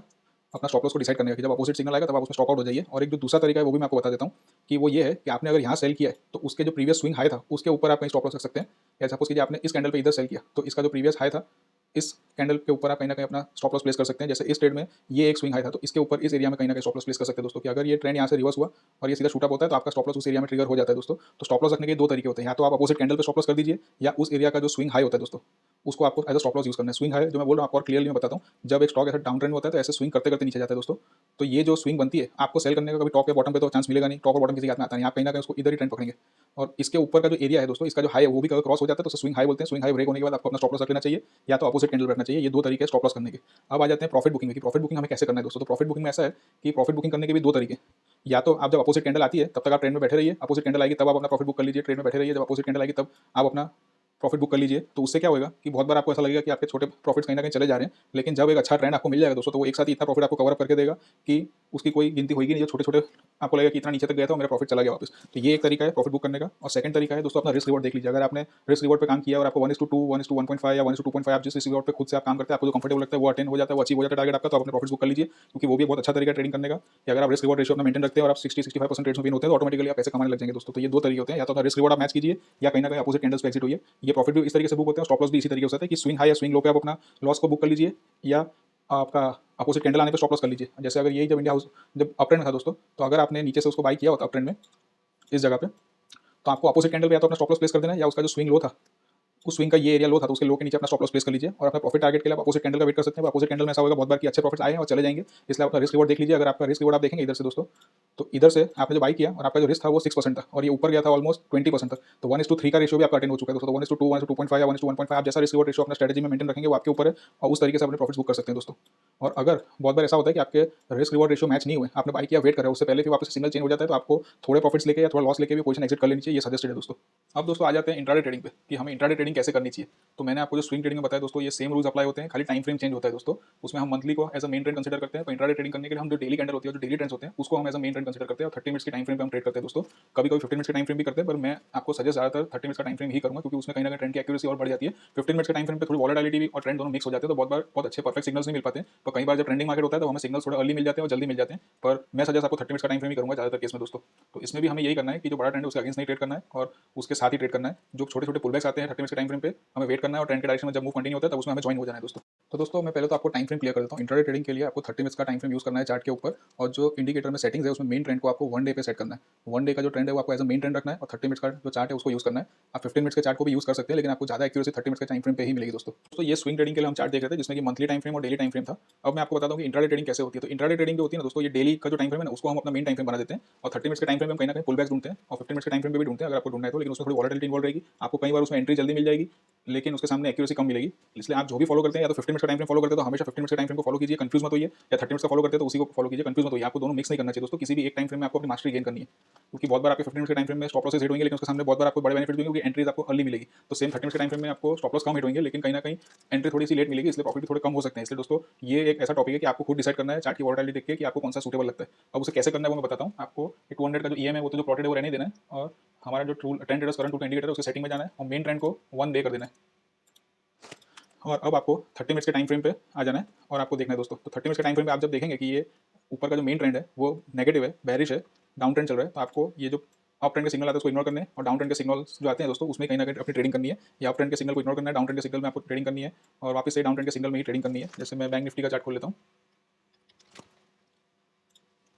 तो दोस्तों ये बैंक निफ्टी का डेली चार्ट है। अब आप देख रहे हैं कि जो डेली ट्रेंड है वो डाउन है, तो आपको कभी टॉप और बॉटम पकड़नी ट्राई नहीं करनी है। जब आपको सेल की अपॉर्चुनिटी मिलती है तब उसमें आपको सेल करना है और उस तरीके से ही ट्रेडिंग करनी है दोस्तों। ये सेल की अपॉर्चुनिटी तो करनी है, ये बाई की अपॉर्चुनिटी में आपको बाय नहीं करना है। ये वापस से जब सेल की अपॉर्चुनिटी मिलती है तो आपको सेल करना है, ये बाई की अपॉर्चुनिटी में बाय नहीं करना है, सेल की अपॉर्चुनिटी में आपको सेल करना है दोस्तों। तो आपको जो बड़ा ट्रेंड है उसी को फॉलो करना है। सेम ऐसे ही जब बैंक निफ्टी पहले अप ट्रेंड में चल रहा था इधर, तो इसमें आपको जब अप ट्रेंड चल रहा है दोस्तों तो आपको सेल नहीं करना है, आपको सिर्फ नीचे से जब बाय करने की अपॉर्चुनिटी मिलती है उसका बाय कीजिए, इंट्राडे में क्लोज कर लीजिए। अगर आपको ट्रेंड कंटिन्यू दिख रहा है तो आप 1 दिन 2 दिन पोजीशन होल्ड भी कर सकते हैं, उसमें भी आपको बेनिफिट ही होगा। ज़्यादातर केस में कोई इतना डरने की जरूरत नहीं, क्योंकि आपने एक अप ट्रेंड में बाय किया है और एक अच्छे प्राइस से नीचे पुल बैक ढूंढ के 30 मिनट कैंडल पे आपने एंट्री की है और फिर आप उसके प्रॉफिट जल्दी बुक करें या थोड़ा होल्ड करके और बड़े प्रॉफिट ले सकते हैं। इट्स अप टू यू दोस्तों। क्योंकि जो प्योर इंट्राडे ट्रेडर्स होते हैं उनको ऐसा होता है कि नहीं हमें तो 3:15 बजे पोजीशन क्लोज करके घर चले जाना है बिना कोई टेंशन के, तो वो अपने पोजीशन कम प्रॉफिट में भी क्लोज कर सकते हैं। जिनको ऐसा होता है कि 1-2 दिन होल्ड करना पड़ा तो कोई बात नहीं, हमारा मार्जिन भी सफिशिएंट है, हम होल्ड कर सकते हैं, तो वो अपनी पोजीशन को 1-2 दिन होल्ड भी कर सकते हैं। तो उसमें 30 मिनट टाइम फ्रेम पे जो ट्रेंड्स होते हैं वो कहीं ना कहीं थोड़े बेनिफिट ज़्यादा भी कभी लेके आते हैं दोस्तों। तो इस तरीके तरीके से आपको सेल नहीं करना है। जब एक अपट्रेंड का स्टॉक है या अपट्रेंड का इंडेक्स है, जब भी जो डेली ट्रेंड है वो अप चल रहा है, तो आपको खाली बाइंग की अपॉर्चुनिटी सर्च करनी है, सेल की अपॉर्चुनिटी में नहीं पड़ना है। आपको इधर बाइंग की अपॉर्चुनिटी है, आपका स्टॉप लॉस भी हिट होगा, ऊपर जाके वापस गिर गया, आपको लगेगा तो प्रॉफिट जो आया था वो भी थोड़ा चला गया, कोई बात नहीं, एग्जिट हो जाइए। वापस उसको जब नीचे से पुल बैक आके आपको बाइंग की अपॉर्चुनिटी मिलेगी दोस्तों, वो बाई कीजिए, एक बड़ा प्रॉफिट आपको मिलेगा दोस्तों इस तरीके से। तो कॉन्सेप्ट सेम है, मैं आपको ड्राइंग करके भी बता देता हूँ। चार्ट पे तो मैंने आपको एक्सप्लेन कर ही लिया है, मैं आपको एक ड्राइंग करके भी बता देता हूँ दोस्तों कि जब कोई भी हमारा स्टॉक अप ट्रेंड में चल रहा है दोस्तों या इंडेक्स, आपको उसमें ऐसे वेव्स कहीं ना कहीं दिखते रहेंगे चार्ट पे, उसमें आपको हमेशा बाई की अपॉर्चुनिटी ही सर्च करनी है, सेल की अपॉर्चुनिटी सर्च नहीं करनी है। लेकिन जब बड़ा टाइम फ्रेम चेंज हो जाता है और वो स्टॉक नीचे जाता है दोस्तों, तो ये जो आपका डेली का ट्रेंड है वो भी कहीं ना कहीं ऐसे नीचे आएगा, तो आपको उस वक्त खाली सेल की अपॉर्चुनिटी ढूंढनी है दोस्तों, क्योंकि जो बड़े मूव होंगे वो ट्रेंड के डायरेक्शन में होंगे, आपको बाय करने की अपॉर्चुनिटी नहीं ढूंढनी है। रूल सेम रहते हैं दोस्तों, हमेशा बड़े टाइम फ्रेम को आप फॉलो कीजिए छोटे टाइम फ्रेम के ऊपर, और इस तरीके से ट्रेड करते रहिए। मैं आपको कुछ और भी स्टॉक का एग्जांपल दिखाता हूँ, जैसे कि हम लिस्ट में से कोई स्टॉक निकाल लेते हैं रैंडमली, की वजह से अरविंद निकाल लेता हूँ मैं। तो अरविंद में आप देखेंगे दोस्तों, तो पहले हम आ जाते हैं उसके डेली के चार्ट पर। मैं आपको इसमें एक और चीज़ बताता हूँ दोस्तों, आपको इंट्राडे ट्रेडिंग में अपनी एक्यूरेसी और बढ़ानी है, तो आप मंथली ट्रेंड भी चेक कर लीजिए। अगर मंथली ट्रेंड भी डाउन है तो इसका मतलब बड़े इन्वेस्टर्स भी सेल कर रहे हैं, और जब डेली का ट्रेंड भी डाउन है इसका मतलब जो स्विंग ट्रेडर्स है वो भी सेल कर रहे हैं। तो जब दो बड़े लोग सेल कर रहे हैं, तो आप एज एन इंट्राडे ट्रेडर उसमें जब घुसेंगे, इसको मैं डेली वापस कर देता हूँ वरना स्क्रिप्ट लोड नहीं हो रहा है, उसमें घुसेंगे तो आपकी प्रोबेबिलिटी और अच्छी हो जाएगी दोस्तों ट्रेडिंग की, क्योंकि आपने दो बड़े ट्रेंड को सैल्यूट किया है और आप छोटे टाइम फ्रेम में उसको चेस कर रहे हो, तो इंट्राडे ट्रेडिंग में आपको अपॉर्चुनिटी बहुत अच्छी मिलेगी। तो जैसे ये इस टाइप के मूव्स मिलते हैं, आपको सेल करना है, वापस से ऊपर है, आपको बाय नहीं करना है, क्योंकि आपका बड़ा जो ट्रेंड है वो नेगेटिव है, तो आपको सिर्फ सेल करना है, वेट करना है। जब बाइंग का उसमें सिग्नल आता है तो आप वेट कीजिए और आराम से चाय पीजिए, कॉफी पीजिए, जब दोबारा से उसमें सेल की अपॉर्चुनिटी मिलती है दोस्तों, तो आप सेल करिए, और कहीं ना कहीं आपको बड़े बड़े मूव्स आपकी साइड पे आते हुए मिलेंगे। वापस से बाय का सिग्नल आए तो समझ लीजिए वो एक पुल बैक है, कुछ करना नहीं है, वापस जब सेल की अपॉर्चुनिटी मिली सेल कीजिए, वो नीचे जाएगा और अपना प्रॉफिट बुक कीजिए, और वापस से आपको ये बाई की जो अपॉर्चुनिटी मिलेगी तो उसमें आपको कुछ करना नहीं है, सेल की अपॉर्चुनिटी मिलेगी दोस्तों, तो वापस से आपको सेल करना है, तो प्रॉफिट इस तरीके से बड़े मिलेंगे आपको। जब डेली का ट्रेंड अप होता है दोस्तों, तब सेल नहीं करना है, तब सिर्फ बाय करना है। जब ये डेली का ट्रेंड अप था तो ये आपको सेल नहीं करना था दोस्तों, ये बाई की अपॉर्चुनिटी मिली, आप बाय जरूर कीजिए। वापस से ऊपर गया नीचे आया, ये बाई की अपॉर्चुनिटी मिली, लेकिन मैं इसको इंक्रेज नहीं करूंगा बाय करने को। मैं आपको आगे बता चुका हूं, जो 200 डे की मूविंग एवरेज से प्राइस काफी दूर हो जाता है, तो वो सिग्नल्स में क्या होता है कि यहाँ से आप बाय करेंगे और ऐसे शूट अप होते होते बहुत ऊपर जाएगा, उसके चांसेस कम होते हैं। लेकिन जब एक अच्छा पुल बैक आ चुका होता है और 200 डे की मूविंग एवरेज के आसपास में आ चुका होता है स्टॉक, तो उसमें जो बाई के सिग्नल जनरेट होते हैं, तो उसके बाद वापस से रूम होता है ऊपर जाने का दोस्तों, तो उसमें प्रॉफिट करने की थोड़ी जगह हमारे बड़ी होती है। तो इस तरीके से हमें ट्रेड करना है दोस्तों, जब जो बड़ा ट्रेंड है उसे फॉलो करना है, और जो छोटा ट्रेंड है उसमें आपको अपॉर्चुनिटीज ढूंढनी है बाय या सेल की। तो दोस्तों अब हम स्टॉप लॉस और प्रॉफिट टारगेट्स की बात करते हैं इंट्राडे ट्रेडिंग के। तो स्टॉप लॉस और प्रॉफिट टारगेट्स जो है ऑलमोस्ट कहीं ना कहीं दोस्तों वो हमारी जो स्विंग ट्रेडिंग की जो स्ट्रेटेजी है उस तरीके से ही इन्वॉल्व रहेंगे और उस तरीके से ही आपको प्लेस करने हैं। लेकिन इंट्राडे ट्रेडिंग में बहुत बार ऐसा होता है दोस्तों कि दिन खत्म होने तक बहुत बड़ा मूव नहीं आता है, तो आपको छोटे प्रॉफिट्स लेके भी एग्जिट करना ही पड़ेगा अगर आप प्योर इंट्राडे करना चाहते हैं तो। लेकिन अगर आप ट्रेड एक दो दिन कैरी फॉरवर्ड करना चाहते हैं तो वो भी कर सकते हैं 30 मिनट के टाइम फ्रेम पे कंफर्मेशन लेके, उसमें भी कोई प्रॉब्लम नहीं है दोस्तों। इसमें जैसे इंट्राडे ट्रेडिंग की मैंने आपको बात की, तो स्टॉप लॉस और प्रॉफिट टारगेट्स में सेम कंडीशन होती है कि अगर आपने सपोज कीजिए इस सिग्नल पे आपने सेल किया है तो अपोजिट सिग्नल आएगा तो आपका स्टॉप लॉस हिट हो जाएगा, या तो उसका जो स्विंग हाई या स्विंग लो था उसके ऊपर आपको अपना स्टॉप लॉस प्लेस कर देना है। और प्रॉफिट्स की बात करो दोस्तों, तो बहुत बार कैसा होता है कि इंट्राडे ट्रेडिंग में उस दिन बहुत बड़ा मूव आता ही नहीं आता है, वो आपके हाथ में नहीं है, इसलिए वो डे खत्म होने से पहले आपको कुछ प्रॉफिट्स मिल रहे हैं तो आपको उसको बुक करके अपने घर जाना पड़ेगा। लेकिन अगर आप होल्ड करना चाहते हैं एक दो दिन, तो ज़्यादातर केस में 30 मिनट्स की टाइम फ्रेम पे अगर आपने सही डायरेक्शन में ट्रेड लिया है दोस्तों, तो अगले दिन आपको कहीं ना कहीं अपने डायरेक्शन में मूव आता हुआ मिलेगा ही। जैसे आप इधर की बात कर लीजिए, तो इस दिन सेल का सिग्नल आया और मार्केट उधर ही साइडवेज में घुमा था, शायद आपको क्लोजिंग तक थोड़ा छोटा सा प्रॉफिट मिला होगा, तो वो आपको बुक करना पड़ेगा। लेकिन अगले दिन बहुत बड़ा गैप डाउन और उस वक्त आप एग्जिट करते हैं तो इतना बड़ा प्रॉफिट आपको मिलता है दोस्तों। अगर आपको परसेंटेज वाइज में ये गिनती करके बताऊं, तो ये जो मूव था इंट्राडे में आपको शायद उस दिन खाली 1.5% मिला होता है, लेकिन अगले दिन आप होल्ड करते दोस्तों तो सीधा 10-15% का मूव आ गया, जो कि बहुत बड़ा मूव था क्योंकि मार्केट भी बहुत वॉलेटाइल है। लेकिन हर बार ऐसा नहीं होगा, पर नॉर्मली आपको इंट्राडे में 1 या 2% प्रॉफिट मिलता है दोस्तों, तो आपको कहीं ना कहीं वो बुक कर लेनी चाहिए अगर आप प्योरली इंट्राडे करना चाहते हैं। लेकिन अगर आप एक दो दिन होल्ड कर सकते हैं तो 3-4% तक भी आप प्रॉफिट एक्सपेक्ट कर सकते हैं दोस्तों, उसमें कोई बड़ी बात नहीं। आते हैं नॉर्मली अगर आप 30 मिनट का टाइम फ्रेम फॉलो कर रहे हैं और मंथली और डेली सब ट्रेंड्स आप चेक करके ट्रेड कर रहे हैं दोस्तों, तो बड़े प्रॉफिट्स मिलते ही हैं। जैसे आप इधर देखेंगे तो ये डाउन ट्रेंड था, ये एक अप ट्रेंड का सिग्नल आया जो कि हमें पता है पुल बैक है, क्योंकि हमारा मेन ट्रेंड डाउन है, और दोबारा से जैसे ये डाउन ट्रेंड का हमें सिग्नल मिलता है दोस्तों,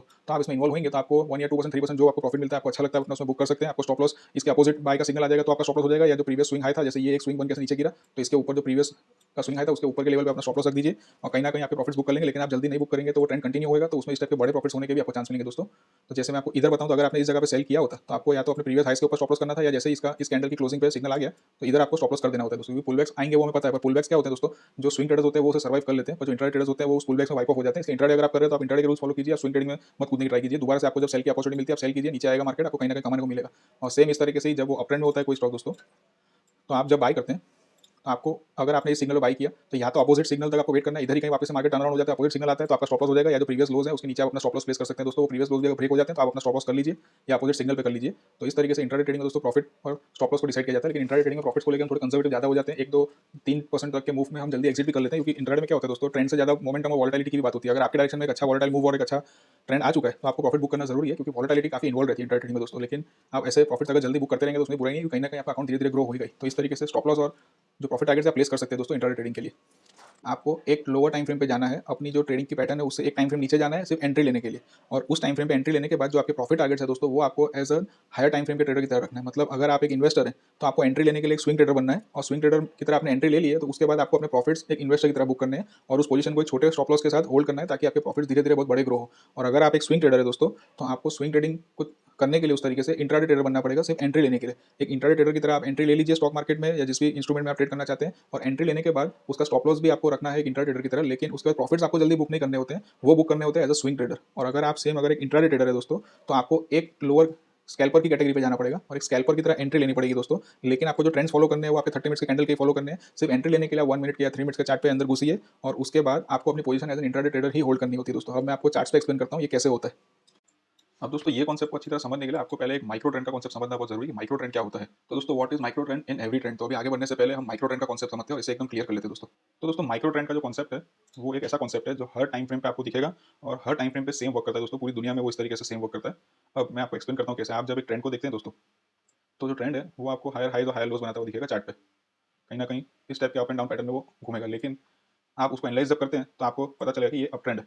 लेकिन दोस्तों इस अप ट्रेंड के अंदर भी अगर आप डीपर इनसाइड जाएंगे तो ये जो ऊपर जाता हुआ आपको दिखता है हायर हाई बनाता हुआ, या ये हायर लो बनाने के लिए जब वो प्राइस नीचे आता है, तब आप इसे जूम इन करके देखेंगे दोस्तों, तो ये चीज़ जो होती है इसके अंदर भी सेम यही प्राइस एक्शन आपको मिलेगा कि वो जब ऊपर जा रहा होता है तभी भी कहीं ना कहीं लो उसके और लोअर टाइम फ्रेम पे हायर हाई और हायर लोज बना रहा होगा, और जब वो इधर नीचे आ रहा होता है तभी भी दोस्तों वो कहीं ना कहीं लोअर लोज और लोअर हाइज बनाता हुआ नीचे आता है। उसका ये जो कॉन्सेप्ट है दोस्तों फिक्स्ड है। और अगर आप और जूम इन करेंगे तो इसके अंदर आपको दिखेगा इस तरीके से वो प्राइस एक्शन वर्क करता हुआ, और इसके अंदर ये जो प्राइस एक्शन वर्क हो रहा है जो उसको नीचे आने के लिए, लोअर लोज बनाने के लिए या लोअर हाइज बनाने के लिए जो प्राइस एक्शन और प्राइस का मूवमेंट करना पड़ता है, इसको आप जूम इन करेंगे और स्मॉलर टाइम फ्रेम पे दोस्तों, तो वापस से आपको यही सेम कॉन्सेप्ट दिखेगा। अब मैं आपको ये प्रूफ करता हूँ कैसे, अच्छी तरह दिखाता हूँ, अच्छी तरह समझाता हूँ, ताकि आप समझ सकें कि एक सिंगल ही प्राइस एक्शन है जो हर चार्ट पे हर जगह पे वर्क करता है, खाली उसका जो टाइम फ्रेम है वो डिफर करता रहता है दोस्तों। आई होप ये जो मैंने आपको बताया बहुत अच्छी तरीके से आप समझ चुके हैं। नहीं समझ चुके हैं तो प्लीज एक बार या दो बार या तीन बार और वापस इसको आप रिवाइंड करके देखिए, क्योंकि ये कॉन्सेप्ट आपको समझना बहुत जरूरी है दोस्तों। हमें जो बड़ा टाइम फ्रेम है उसके अंदर जो पुल बैक्स है उसे जूम इन करके देखना है, तो आपको इस टाइप का कहीं ना कहीं एक पैटर्न दिखेगा, और फिर इसके अंदर भी ये जो पुल बैक्स होते हैं वापस उन्हें भी आप जूम इन करके देखेंगे दोस्तों, तो वापस से आपको वो कहीं ना कहीं सेम प्राइस एक्शन ही दिखेगा, खाली टाइम फ्रेम आपको ऊपर से नीचे आना है। अगर आप हायर टाइम फ्रेम मंथली की बात कर रहे हैं तो आप जूम इन करेंगे तो आपको ये चीज़ डेली पे दिखेगी, और डेली पे जो प्राइस एक्शन है वो वापस से आप जूम इन करेंगे दोस्तों तो वो चीज़ आपको कहीं ना कहीं 15 मिनट्स और 30 मिनट्स की कैंडल पे दिखेगी इस तरीके से। और आपको वो बता दूं कि 30 मिनट्स की कैंडल में भी अगर आप जूम इन करेंगे ये प्राइस एक्शन को पकड़ने के लिए, तो आपको 1 मिनट के या 3 मिनट के चार्ट पे वापस से ये सेम प्राइस एक्शन वर्क करता हुआ दिखेगा दोस्तों। वहाँ पे भी आपको यही पैटर्न दिखेगा, हायर हाइज और हायर लोज बनाता हुआ। अब मैं ये पूरा कॉन्सेप्ट आपको चार्ट पे एक्सप्लेन करता हूँ दोस्तों। आइए दोस्तों, ये जो कॉन्सेप्ट है ये थोड़ा सा एडवांस लेवल का कॉन्सेप्ट है, इसलिए शायद आपको ये कॉन्सेप्ट अच्छी तरह समझने के लिए शायद 2-3 बार और आपको ये इस वीडियो को रिपीट करके देखना पड़ेगा या इस सेक्शन को रिपीट करके देखना पड़ेगा दोस्तों। लेकिन आपको समझना बहुत जरूरी है क्योंकि बहुत ही इंपॉर्टेंट है। अगर आपको ट्रेडिंग करनी है तो ये चीज़ आपको जानना बहुत ही जरूरी है, उसको अच्छी तरह समझना बहुत जरूरी है। तो आई होप कि मैं आपको ट्राई करूंगा बहुत ही क्लियरली एक्सप्लेन करने की, एंड आई होप रियली कि you understand everything very clearly. तो अब दोस्तों मैं आपको बताता हूँ, जैसे ये एशियन पेंट्स का चार्ट है, जिस पर हम ऑलरेडी कुछ ना कुछ एनालिसिस कर रहे थे, वो कर रहे थे, तो आप देखेंगे तो मंथली ट्रेंड में आप है, और इधर आप इसका एक प्राइस एक्शन देखिए दोस्तों, 1 2 3 4, ये जो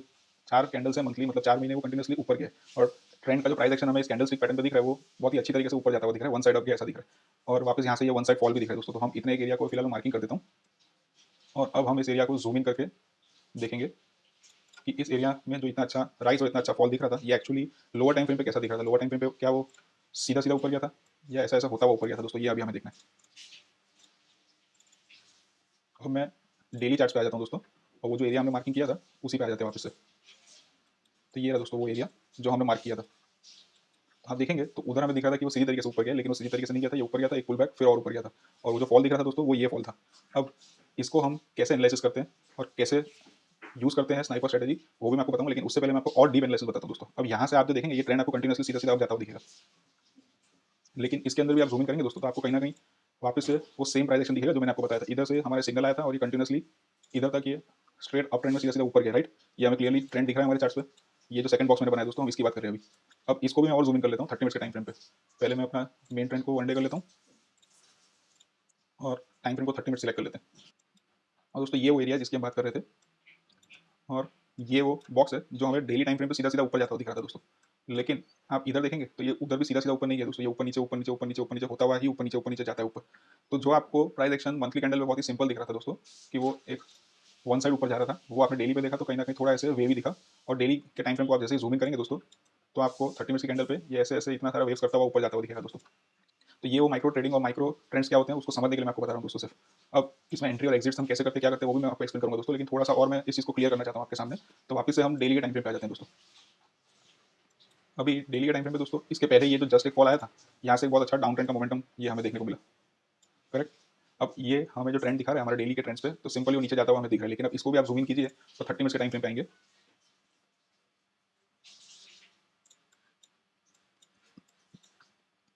तो आप देखेंगे दोस्तों ये वो एक्जैक्टली वही एरिया है जो हमें डेली के टाइम फ्रेम पे सीधा सीधा नीचे जाता हुआ दिख रहा था। लेकिन आप इसमें जूम इन करके देखेंगे जब 30 मिनट के टाइम फ्रेम पे, तो वो सीधा नीचे नहीं जाता, यहाँ पे भी कहीं ना कहीं हायर हाइज हायर लोज बनाता, सॉरी लोअर लोज और लोअर हाइज बनाता हुआ नीचे जाता है दोस्तों। तो ये होता है बेसिकली माइक्रो ट्रेडिंग का फंडा। अब हम इसे यूज कैसे करते हैं हमारे बेनिफिट के लिए, मैं आपको वो बताता हूँ दोस्तों।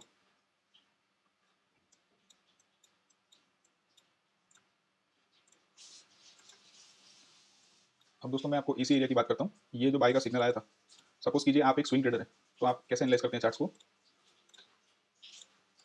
1 मंथ इसको सिलेक्ट करते हैं हम एज अ स्विंग ट्रेडर, जिसको करना है स्विंग ट्रेडिंग दोस्तों। तो हम देखते हैं कि कंटिन्यूसली जो ट्रेंड है वो अप साइड है,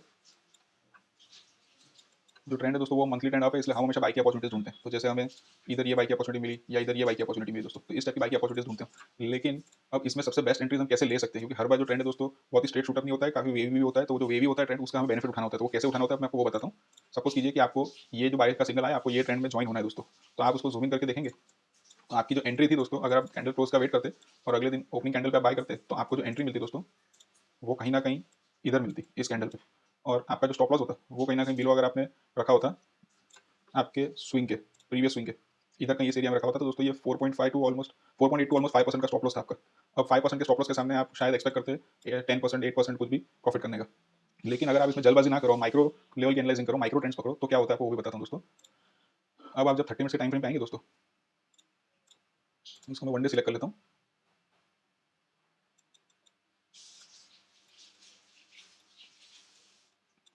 तो ये वो जगह है दोस्तों एक्जैक्टली, और इसमें ये जो ब्लैक एरो है वो आपको बताता है कि इस जगह पे आपको एंट्री मिलती है डेली के टाइम फ्रेम पे। और आप जैसे ही एंट्री करते हैं दोस्तों, तो मार्केट तो क्या वन साइड जाते नहीं है, इधर सीधा वन साइड मूव आया तो कहीं ना कहीं पुल बैक आएगा, तो आप एंट्री करेंगे, एक दिन ऊपर जाएगा, दूसरे दिन वो स्टॉक नीचे आ जाएगा, और कहीं ना कहीं आपके मन में डर भी पैदा हो जाएगा। लेकिन अगर आप माइक्रो लेवल की एनालिसिस करते हैं दोस्तों, तो आपको इस जगह पे पता है कि अब मुझे बाय करना है, लेकिन उसी वक्त जाके तुरंत बाय करना जरूरी नहीं है। एक माइक्रो लेवल के जो चार्ट है उस पर पुल बैक आने का वेट कीजिए, और जैसे माइक्रो लेवल के चार्ट पे ये पुल बैक आता है, फिर बाय का सिग्नल जनरेट होगा दोस्तों, तो आपको इधर ये स्टॉक को बाय करना है। तो उससे क्या होगा, आपको ऑलरेडी ये स्टॉक को बाय तो करना ही था, ऐसा नहीं है कि आपको नहीं बाय करना था। लेकिन अब आपको ये स्टॉक जो पहले आप बाय करने वाले थे 1140 के प्राइस पे, उसकी जगह अब ये स्टॉक आपको मिल गया ऑलमोस्ट 1115 या 1110 के प्राइस पे दोस्तों। और आपका स्टॉप लॉस जो पहले था उधर का उधर ही रहेगा, उसमें कोई चेंजेस नहीं आएगी। पहले आपका स्टॉप लॉस 5% का था, अब आपका खाली 3% का स्टॉप लॉस हो गया। तो दोस्तों इससे क्या होता है, आपका रिस्क रिवॉर्ड रेशियो बहुत चेंज हो जाता है। सपोज कीजिए आपने अगर 10% का प्रॉफिट एक्सपेक्ट किया था इस ट्रेड में, तो 5% का आपका स्टॉप लॉस था, तो आपको 1:2 का रिस्क रिवॉर्ड रेशियो मिला। लेकिन अगर यही चीज 1:2, आप अभी आपका स्टॉप लॉस 3% का है और आपकी एक्सपेक्टेशन तो आपको वही है 10% की, तो अब आपको जो मिलेगा 1:3 से भी ज्यादा रिस्क रिवॉर्ड रेशियो मिलेगा दोस्तों। अब इसको हम कैसे ट्रेड करते हैं कि आपने इधर एंट्री लेने की जगह सिर्फ एक दिन वेट किया, एक दो दिन, और नीचे से वापस आपको जब अच्छी एंट्री मिली तब आपने वो एंट्री ले लिया दोस्तों। और उसके बाद ये एंट्री लेने के बाद आपको ये वापस से 30 मिनट के टाइम फ्रेम पे क्या सिग्नल आ रहा है उसको इग्नोर कर देना है, और एंट्री लेने के बाद आपको अपने डेली चार्ट पे आ जाना है, और एज अ स्विंग ट्रेडर ही अपना बिहेवियर रखना है। उसमें आपको कोई अपना बिहेवियर में चेंजेस नहीं लानी है। आपको वापस से आपने एक एंट्री कर ली, फिर उसके बाद आपको डेली के चार्ट के सिवा दूसरे चार्ट देखने ही नहीं है दोस्तों, और उस ट्रेंड को राइड करना है। अब आपने वो ट्रेंड सपोज कीजिए कि यहाँ पे इस जगह पे नीचे पकड़ लिया, तो आपको कोई छोटे प्रॉफिट्स लेके जल्दी निकलने की जरूरत नहीं है, आपको एज अ स्विंग ट्रेडर ही रहना है, और उसमें आप अच्छी तरह होल्ड कीजिए और बड़े प्रॉफिट करने का वेट कीजिए दोस्तों। तो क्या होगा, कहीं ना कहीं आपने जो 3% रिस्क लिया तो उसके सामने आप ये ट्रेड देखेंगे तो इसमें ऑलमोस्ट 15% के आसपास का प्रॉफिट निकला। तो 1:5 का रिस्क रिवॉर्ड रेशियो मिला। लेकिन आप अगर ये वेट नहीं करते हो, जल्दबाजी करते, सिग्नल आते अगले दिन अगर आप बाय कर लेते दोस्तों, तो आपको खाली 1:3 का मिलता है, उसके सामने आपको 1:5 का रिस्क रिवॉर्ड रेशियो मिला। तो ये बेनिफिट होता है दोस्तों वेट करने का, एक बेटर प्राइस से हमको एंट्री करने का अपॉर्चुनिटी मिलती है दोस्तों। तो ये मैंने आपको एज अ स्विंग ट्रेडर के लिए समझाया। अब इसमें मैं आपको ये बाय का ट्रेड समझाया, तो मैं सेल का भी एक ट्रेड समझा देता हूँ दोस्तों। सपोज कीजिए अभी ये तो मंथली अपट्रेंड का चार्ट है, इसलिए हम सेल तो नहीं करते हैं, लेकिन आपको सिर्फ एक एग्जांपल देने के लिए सेल का ट्रेड का वो मैं आपको ये चार्ट बता रहा हूँ कि ये सपोज कीजिए सेल का सिग्नल आ चुका है। तो आप नॉर्मली इस एरिया में अगले दिन सुबह सेल करने के बारे में सोचेंगे दोस्तों, क्योंकि आपको सेल का सिग्नल आ चुका था क्लोजिंग पे, तो आप शायद अगले दिन मार्केट ओपनिंग पे सेल करेंगे। लेकिन आपको वो करने की जरूरत नहीं है, आपको वेट करना है, एक माइक्रो लेवल पे भी पुल बैक आने देना है। तो आप जैसे वापस से 30 मिनट के टाइम फ्रेम पे जाएंगे,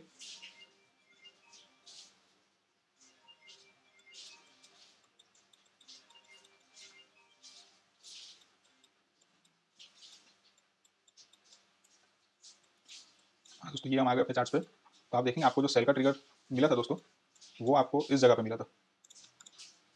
ये ब्लैक एरो भी आपको इंडिकेट कर रहा है कि कहाँ पे आपको सेल का ट्रिगर मिला। आप इधर सेल करेंगे तो आपका स्टॉप लॉस तो हिट नहीं होता है हर बार, नॉर्मली ट्रेंड ऊपर नीचे होकर अपने ट्रेंड के डायरेक्शन में जाता है, आपको प्रॉफिट जरूर मिलेंगे। लेकिन दोस्तों आप ये सोचिए कि आपको इधर सेल करने की जगह आप एक दिन वेट कर लीजिए, और उसको एक माइक्रो लेवल पे भी छोटा पुल बैक लेने दीजिए, और अगले दिन जब वापस से सेल का सिग्नल आता है तब आप इधर सेल कीजिए। तो उससे क्या होता है दोस्तों कि आपकी एंट्री इधर होने से आपका जो स्टॉप लॉस है, सपोज कीजिए आपने इसकी प्रीवियस हाई का स्टॉप लॉस अगर रखा हुआ है, तो कहीं ना कहीं 5% के आसपास का इसका स्टॉप लॉस था। लेकिन अब आपने माइक्रो लेवल पे जाके अच्छी एंट्री ली है दोस्तों, तो अब आपका जो स्टॉप लॉस है वो खाली 2.8% हो गया, ऑलमोस्ट 50% या 55% आपको डिस्काउंट मिल गया दोस्तों आपके स्टॉप लॉस में। तो ये एक ऐसा तरीका होता है कि आप माइक्रो लेवल के ट्रेंड्स पे जाकर उसको एनालाइज कीजिए और फिर एंट्री लीजिए। आपने एक बार यहाँ पे दोस्तों सेल की एंट्री ले ली, फिर आपको ये बाय का सिग्नल जनरेट हुआ है और सेल का सिग्नल जनरेट हुआ है, ये सब देखने की जरूरत नहीं है दोस्तों। आपने एक बार एंट्री ले ली है, तो आप इसमें को वापस से डेली के चार्ट पे आ जाइए, तो भूल जाइए कि आपने क्या किया था, आप ऐसे समझिए कि आपने ये सेल का ट्रेड का एंट्री लिया हुआ है और जब तक ये सेल कंटिन्यू है, आपके टारगेट्स अचीव नहीं होते, आप उसको होल्ड कीजिए दोस्तों। तो ये जो स्नाइपर स्ट्रेटजी होती है, स्नाइपर एंट्री स्ट्रेटजी, ये खाली एक बेटर एंट्री लेने के लिए होती है दोस्तों। तो ये मैंने स्विंग ट्रेडिंग के लिए आपको समझाया। अब मैं आपको यही चीज़ इंट्राडे के लिए भी समझाता हूँ दोस्तों। अभी हम बैंक निफ्टी का चार्ट खोल लेते हैं। अभी सब तो अभी सपोज कीजिए आप एक इंट्राडे ट्रेडर है और आपके जो मेन ट्रेंड है वो डेली का जो ट्रेंड होता है उसी को मेन ट्रेंड कंसीडर करते हैं दोस्तों। तो आप इधर ये मेन ट्रेंड डेली का डाउन है और आप इंट्राडे ट्रेडर है, इसलिए आप शायद 30 मिनट्स के टाइम फ्रेम पाएंगे। अब आपने सपोज कीजिए ये एक सेल की अपॉर्चुनिटी यहाँ पे आपने ढूंढ लिया दोस्तों, और ये सेल की जो ट्रेड है ये आपको लेनी है। तो अगर आप यहाँ पे एक्जैक्टली सेल करेंगे, इसकी कैंडल क्लोज होने के बाद या नेक्स्ट कैंडल की ओपनिंग पे, तो आपको ये जगह पे एंट्री मिलेगी दोस्तों।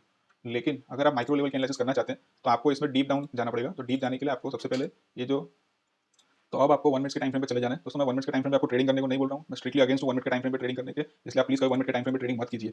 लेकिन ये खाली मैं आपको डीप डाउन जो एनालिसिस वो कैसे होता है वो बता रहा हूँ। तो आप देखेंगे दोस्तों, तो 30 मिनट की कैंडल पे जो हमें सेल सिग्नल जनरेट हुआ था वो कहीं ना कहीं इस एरिया में था, और इस एरिया में सेल करने से आपका जो स्टॉप लॉस था दोस्तों वो ऑलमोस्ट प्रीवियस हाई पे अगर आप रखते हैं उसका स्टॉप लॉस, तो ये था ऑलमोस्ट 8.81% का। अब इसी चीज़ को आप वेट करोगे और माइक्रो एनालिसिस के पीछे जाओगे, तो शायद आपको उसको वेट करना है कि वो माइक्रो ट्रेंड में पुल बैक लेगा। जैसे ही वो पुल बैक लेगा तो कहीं ना कहीं इस एरिया में आप सेल करेंगे, या और आपने वेट किया होता तो आपको ये एरिया में भी सेल करने की अपॉर्चुनिटी मिलेगी दोस्तों। तो पहले जो 8.8 मतलब ऑलमोस्ट 9% का स्टॉप लॉस था आपका, वो अब आप वापस से वही ट्रेड में एंटर करेंगे तो सीधा वो 50% हो जाएगा और 5% या 6% के आसपास आ गया दोस्तों। तो इस तरीके से आपको बेटर एंट्रीज मिलती है। जो बड़ा ट्रेंड होता है वो जब चेंज होता है तो उसमें भी आपको जल्दबाजी करने की जरूरत नहीं है। जो छोटा टाइम फ्रेम का ट्रेंड है उसमें आप जाके देखेंगे तो कहीं ना कहीं एक आपको वापस से पुल बैक की अपॉर्चुनिटी मिलेगी एंट्री अच्छी करने के लिए। और एक बार आपने दोस्तों ये एंट्री कर ली, उसके बाद आपको वापस से अपने जो नॉर्मल टाइम फ्रेम है उस पे आ जाना है। ये 1 मिनट की कैंडल वापस आप आए वापस डाउन, ये सब नहीं देखना है दोस्तों। ये एंट्री करने के बाद वापस से आप 30 मिनट्स के चार्ट पे आ जाइए और फिर भूल जाइए कि आपने 1 मिनट का चार्ट कभी खोला भी था। दोबारा आपको उस चार्ट पे जाना भी नहीं है कभी दोस्तों। फिर आपको जितनी भी एनालिसिस है आपकी वो आपको इस पे ही करनी है दोस्तों। और ये जब तक ट्रेंड कंटिन्यू है आप उसको कंटिन्यू करते रहिए ट्रेंड को। और मैंने ऑलरेडी लास्ट वीक यूट्यूब पे भी एक वीडियो बनाया था, इस अप्रैल के महीने में ही, शायद 1 अप्रैल को मैंने बनाया था, जो बैंक निफ्टी मैंने सेल की थी, और उसमें मैंने आपको डीप डाउन एनालिसिस करके बताया भी था 1 मिनट के चार्ट पे दोस्तों। तो एक्चुअली तो निफ्टी का जो सेल सिग्नल था वो इधर ही जनरेट हो चुका था दोस्तों, लेकिन मैंने एक्जैक्टली इधर एंट्री नहीं की थी, और मैंने खाली ये चीज़ आपको बताने के लिए उसमें मैं 1 मिनट के टाइम फ्रेम पे गया था। मैं आपको बताता हूँ वो सेम ट्रेड को मैं अच्छी तरह एक्सप्लेन करता हूँ ताकि आप समझ सकें। तो 1 मिनट के टाइम फ्रेम पे मैं दोस्तों गया था, तो कहीं ना कहीं इधर हमको सेल की वो अपॉर्चुनिटी मिली थी, और वापस से ये मार्केट नीचे गिरा था दोस्तों, और फिर ये पुल बैक आया था। और कहीं ना कहीं आप देखेंगे तो इस जगह पे मैंने एंट्री की थी जो एक स्नाइपर एंट्री थी। और इसमें क्या होता है दोस्तों, दो तरीके हैं इसमें। मैंने जो तरीका यूज़ किया था वो डिफरेंट था। उसमें मैंने स्टॉप लॉस जो है दोस्तों वो बहुत छोटा रखा था, क्योंकि नॉर्मली स्नाइपर एंट्रीज हम जब करते हैं और ट्रेंड हमारे डायरेक्शन में कंटिन्यू हो जाता है दोस्तों, तो कोई बहुत बड़ा स्टॉप लॉस रखने की जरूरत नहीं है। तो मैंने 1 मिनट के टाइम फ्रेम पे जो प्रीवियस हाइस थे उसका स्टॉप लॉस रखा था, जो कि खाली 60 या 65 पॉइंट्स का था। लेकिन दोस्तों वो एक एक्सपीरियंस और ट्रेंड ट्रेडिंग काफी सालों से मैं करता रहा हूँ, इसलिए मैंने किया था। लेकिन मैं आपको वो सजेस्ट नहीं करूंगा। मैं आपको सजेस्ट करूंगा आपका 30 मिनट का टाइम फ्रेम का स्टॉप लॉस होता है उसी को रखिए, और कहीं ना कहीं पहले से बेटर एंट्री मिलेगी तो आपका ऑलरेडी स्टॉप लॉस छोटा हो जाएगा दोस्तों। और ये एंट्री करने के बाद मैंने दोबारा कभी 30 मिनट के चार्ट पे क्या एक्टिविटी चल रही है उसको खोल के नहीं देखा। मैं उसको ट्रेंड को राइड किया, और वो ट्रेंड को मैंने राइड करते हुए दोस्तों इस जगह तक, नीचे तक मैं राइड किया था कहीं। तो आपको खाली एंट्री लेने के लिए एक 30 मिनट की कैंडल पे आपको कोई ट्रेंड दिखता है तो 1 मिनट की कैंडल पे आप वेट कर सकते हो कि एक शायद एक पुल बैक आएगा तो एक थोड़ी अच्छी एंट्री मिलेगी। सेम ऐसे ही डेली कैंडल पे जब आप ट्रेड करना चाहते हो, स्विंग ट्रेडिंग करना चाहते हो, तो आप वेट कर सकते हो कि 30 मिनट के टाइम फ्रेम पे कहीं ना कहीं एक हमें अच्छी एंट्री मिलेगी और एक छोटा पुल बैक आएगा, फिर हम एंटर होंगे दोस्तों। ताकि जैसे सिग्नल आता है तुरंत सिग्नल को देख के अंदर एंटर करना जरूरी नहीं है। ऐसा कभी कभी होगा कि आप थोड़ा अपॉर्चुनिटी मिस आउट कर जाएंगे, क्योंकि ट्रेंड इतना स्ट्रांगली बिहेव करेगा कि आपको एंट्री करने का टाइम नहीं मिलेगा या अपॉर्चुनिटी नहीं मिलेगी दोस्तों। लेकिन मैक्सिमम केस में आपको अपॉर्चुनिटी मिलती रहेगी, और कहीं ना कहीं उससे आपकी एंट्रीज पहले से बेटर हो जाएंगी। जो प्राइस में आप सेल या बाय करना चाहते थे उससे बेटर प्राइस में ही आप सेल या बाय कर पाएंगे दोस्तों उसके बाद। दोस्तों आई होप ये जो स्नाइपर एंट्री का कॉन्सेप्ट है ये मैंने ट्राई किया बहुत क्लियरली आपको एक्सप्लेन करने का। और अगर आपको कहीं पे भी कंफ्यूजन नहीं समझ में आया तो इसको प्लीज आप रिपीट करके दोबारा देखिए, 3 बार देखिए, 4 बार देखिए। तो ये बहुत ही पावरफुल कॉन्सेप्ट है। अगर आप ये समझ जाएंगे तो समझ लीजिए प्राइस एक्शन जो वर्क करता है मार्केट में उसकी थियरी पूरी आप समझ चुके हैं। हर एक चीज आपके सामने बहुत क्लियर है अभी चार्ट्स पे दोस्तों। तो दोस्तों अभी आप पूरा एक ट्यूटोरियल कंप्लीट कर चुके हैं, एंड कांग्रेचुलेशंस, आपको ट्रेंड की पूरी नॉलेज में दे चुका हूं। अब आपको ये टूल सीधा कल सुबह से यूज करना जरूरी है दोस्तों। टेक सम टाइम, आराम से 2-3 दिन आप लगाइए, सब चार्ट्स को एनालाइज कीजिए, और जितने भी कॉन्सेप्ट्स मैंने आपको बताया वो अपने कहीं ना कहीं पुराने चार्ट्स को बैक टेस्ट करने की ट्राई कीजिए। आप जो भी स्टॉक्स पे ज्यादा ट्रेड करते हैं उसमें पूरा बैक टेस्ट कीजिए, 1 साल का 2 साल का। इंट्राडे करते हैं तो इंट्राडे के टाइम फ्रेम्स पे बैक टेस्ट कीजिए, स्विंग ट्रेडिंग करते हैं तो उस पे बैक टेस्ट कीजिए, और उसको पूरा अंडरस्टैंड कीजिए कॉन्सेप्ट को। तो आपको रियलाइज होगा कि जो मार्केट में ट्रेंड्स है वो कैसे वर्क करते हैं, और आपको कौन सी एंट्रीज बेटर मिलती है, कौन सी अच्छी नहीं मिलती है, वो सब चीजें आपको उसमें एनालाइज करनी है दोस्तों। और उसके बाद आप अपने 1 साल का जो स्टेटमेंट है दोस्तों अपने ट्रेडिंग अकाउंट का उसको डाउनलोड कीजिए। आपके 1 साल में जितने भी लॉस हुए हैं, स्टॉप लॉस हुए हैं, तो उसको आप चार्ट पे कहीं ना कहीं टाइम के और डेट के साथ मैच करने की ट्राई कीजिए कि आपने क्या गलत किया था, और आप क्या मेन ट्रेंड के अगेंस्ट ट्रेड कर रहे थे, या क्या मेन ट्रेंड में जब पुल बैक आ रहा था उस वक्त ट्रेड कर रहे थे, या क्या आपकी प्रॉब्लम्स थी या जो भी गलतियां थी आप उसको रियलाइज कीजिए दोस्तों। आप उसको जैसे रियलाइज करेंगे तो it will be like an aha moment, oh it was so simple, और मैं इतनी छोटी सी बेवकूफी कर रहा था इसलिए मेरा लॉस हो रहा था दोस्तों। तो आपको सब एकदम क्लियर हो जाएगा आपके चार्ट्स पे, और उसको आप जब एनालाइज करेंगे अपने स्टॉप लॉसेस को, तो उससे आप दोबारा वो गलती नहीं करेंगे, क्योंकि आपको पता चल चुका होगा कि आपने रियलाइज कर चुके होंगे मिस्टेक को, इसलिए आपको वो भी करना बहुत जरूरी है दोस्तों। Okay friends, we have finally come to the end of this tutorial, and I wish and I hope कि आपको बहुत कुछ सीखने समझने को मिला होगा। So thank you for watching the whole content, and good luck and happy trading to you guys. Take care.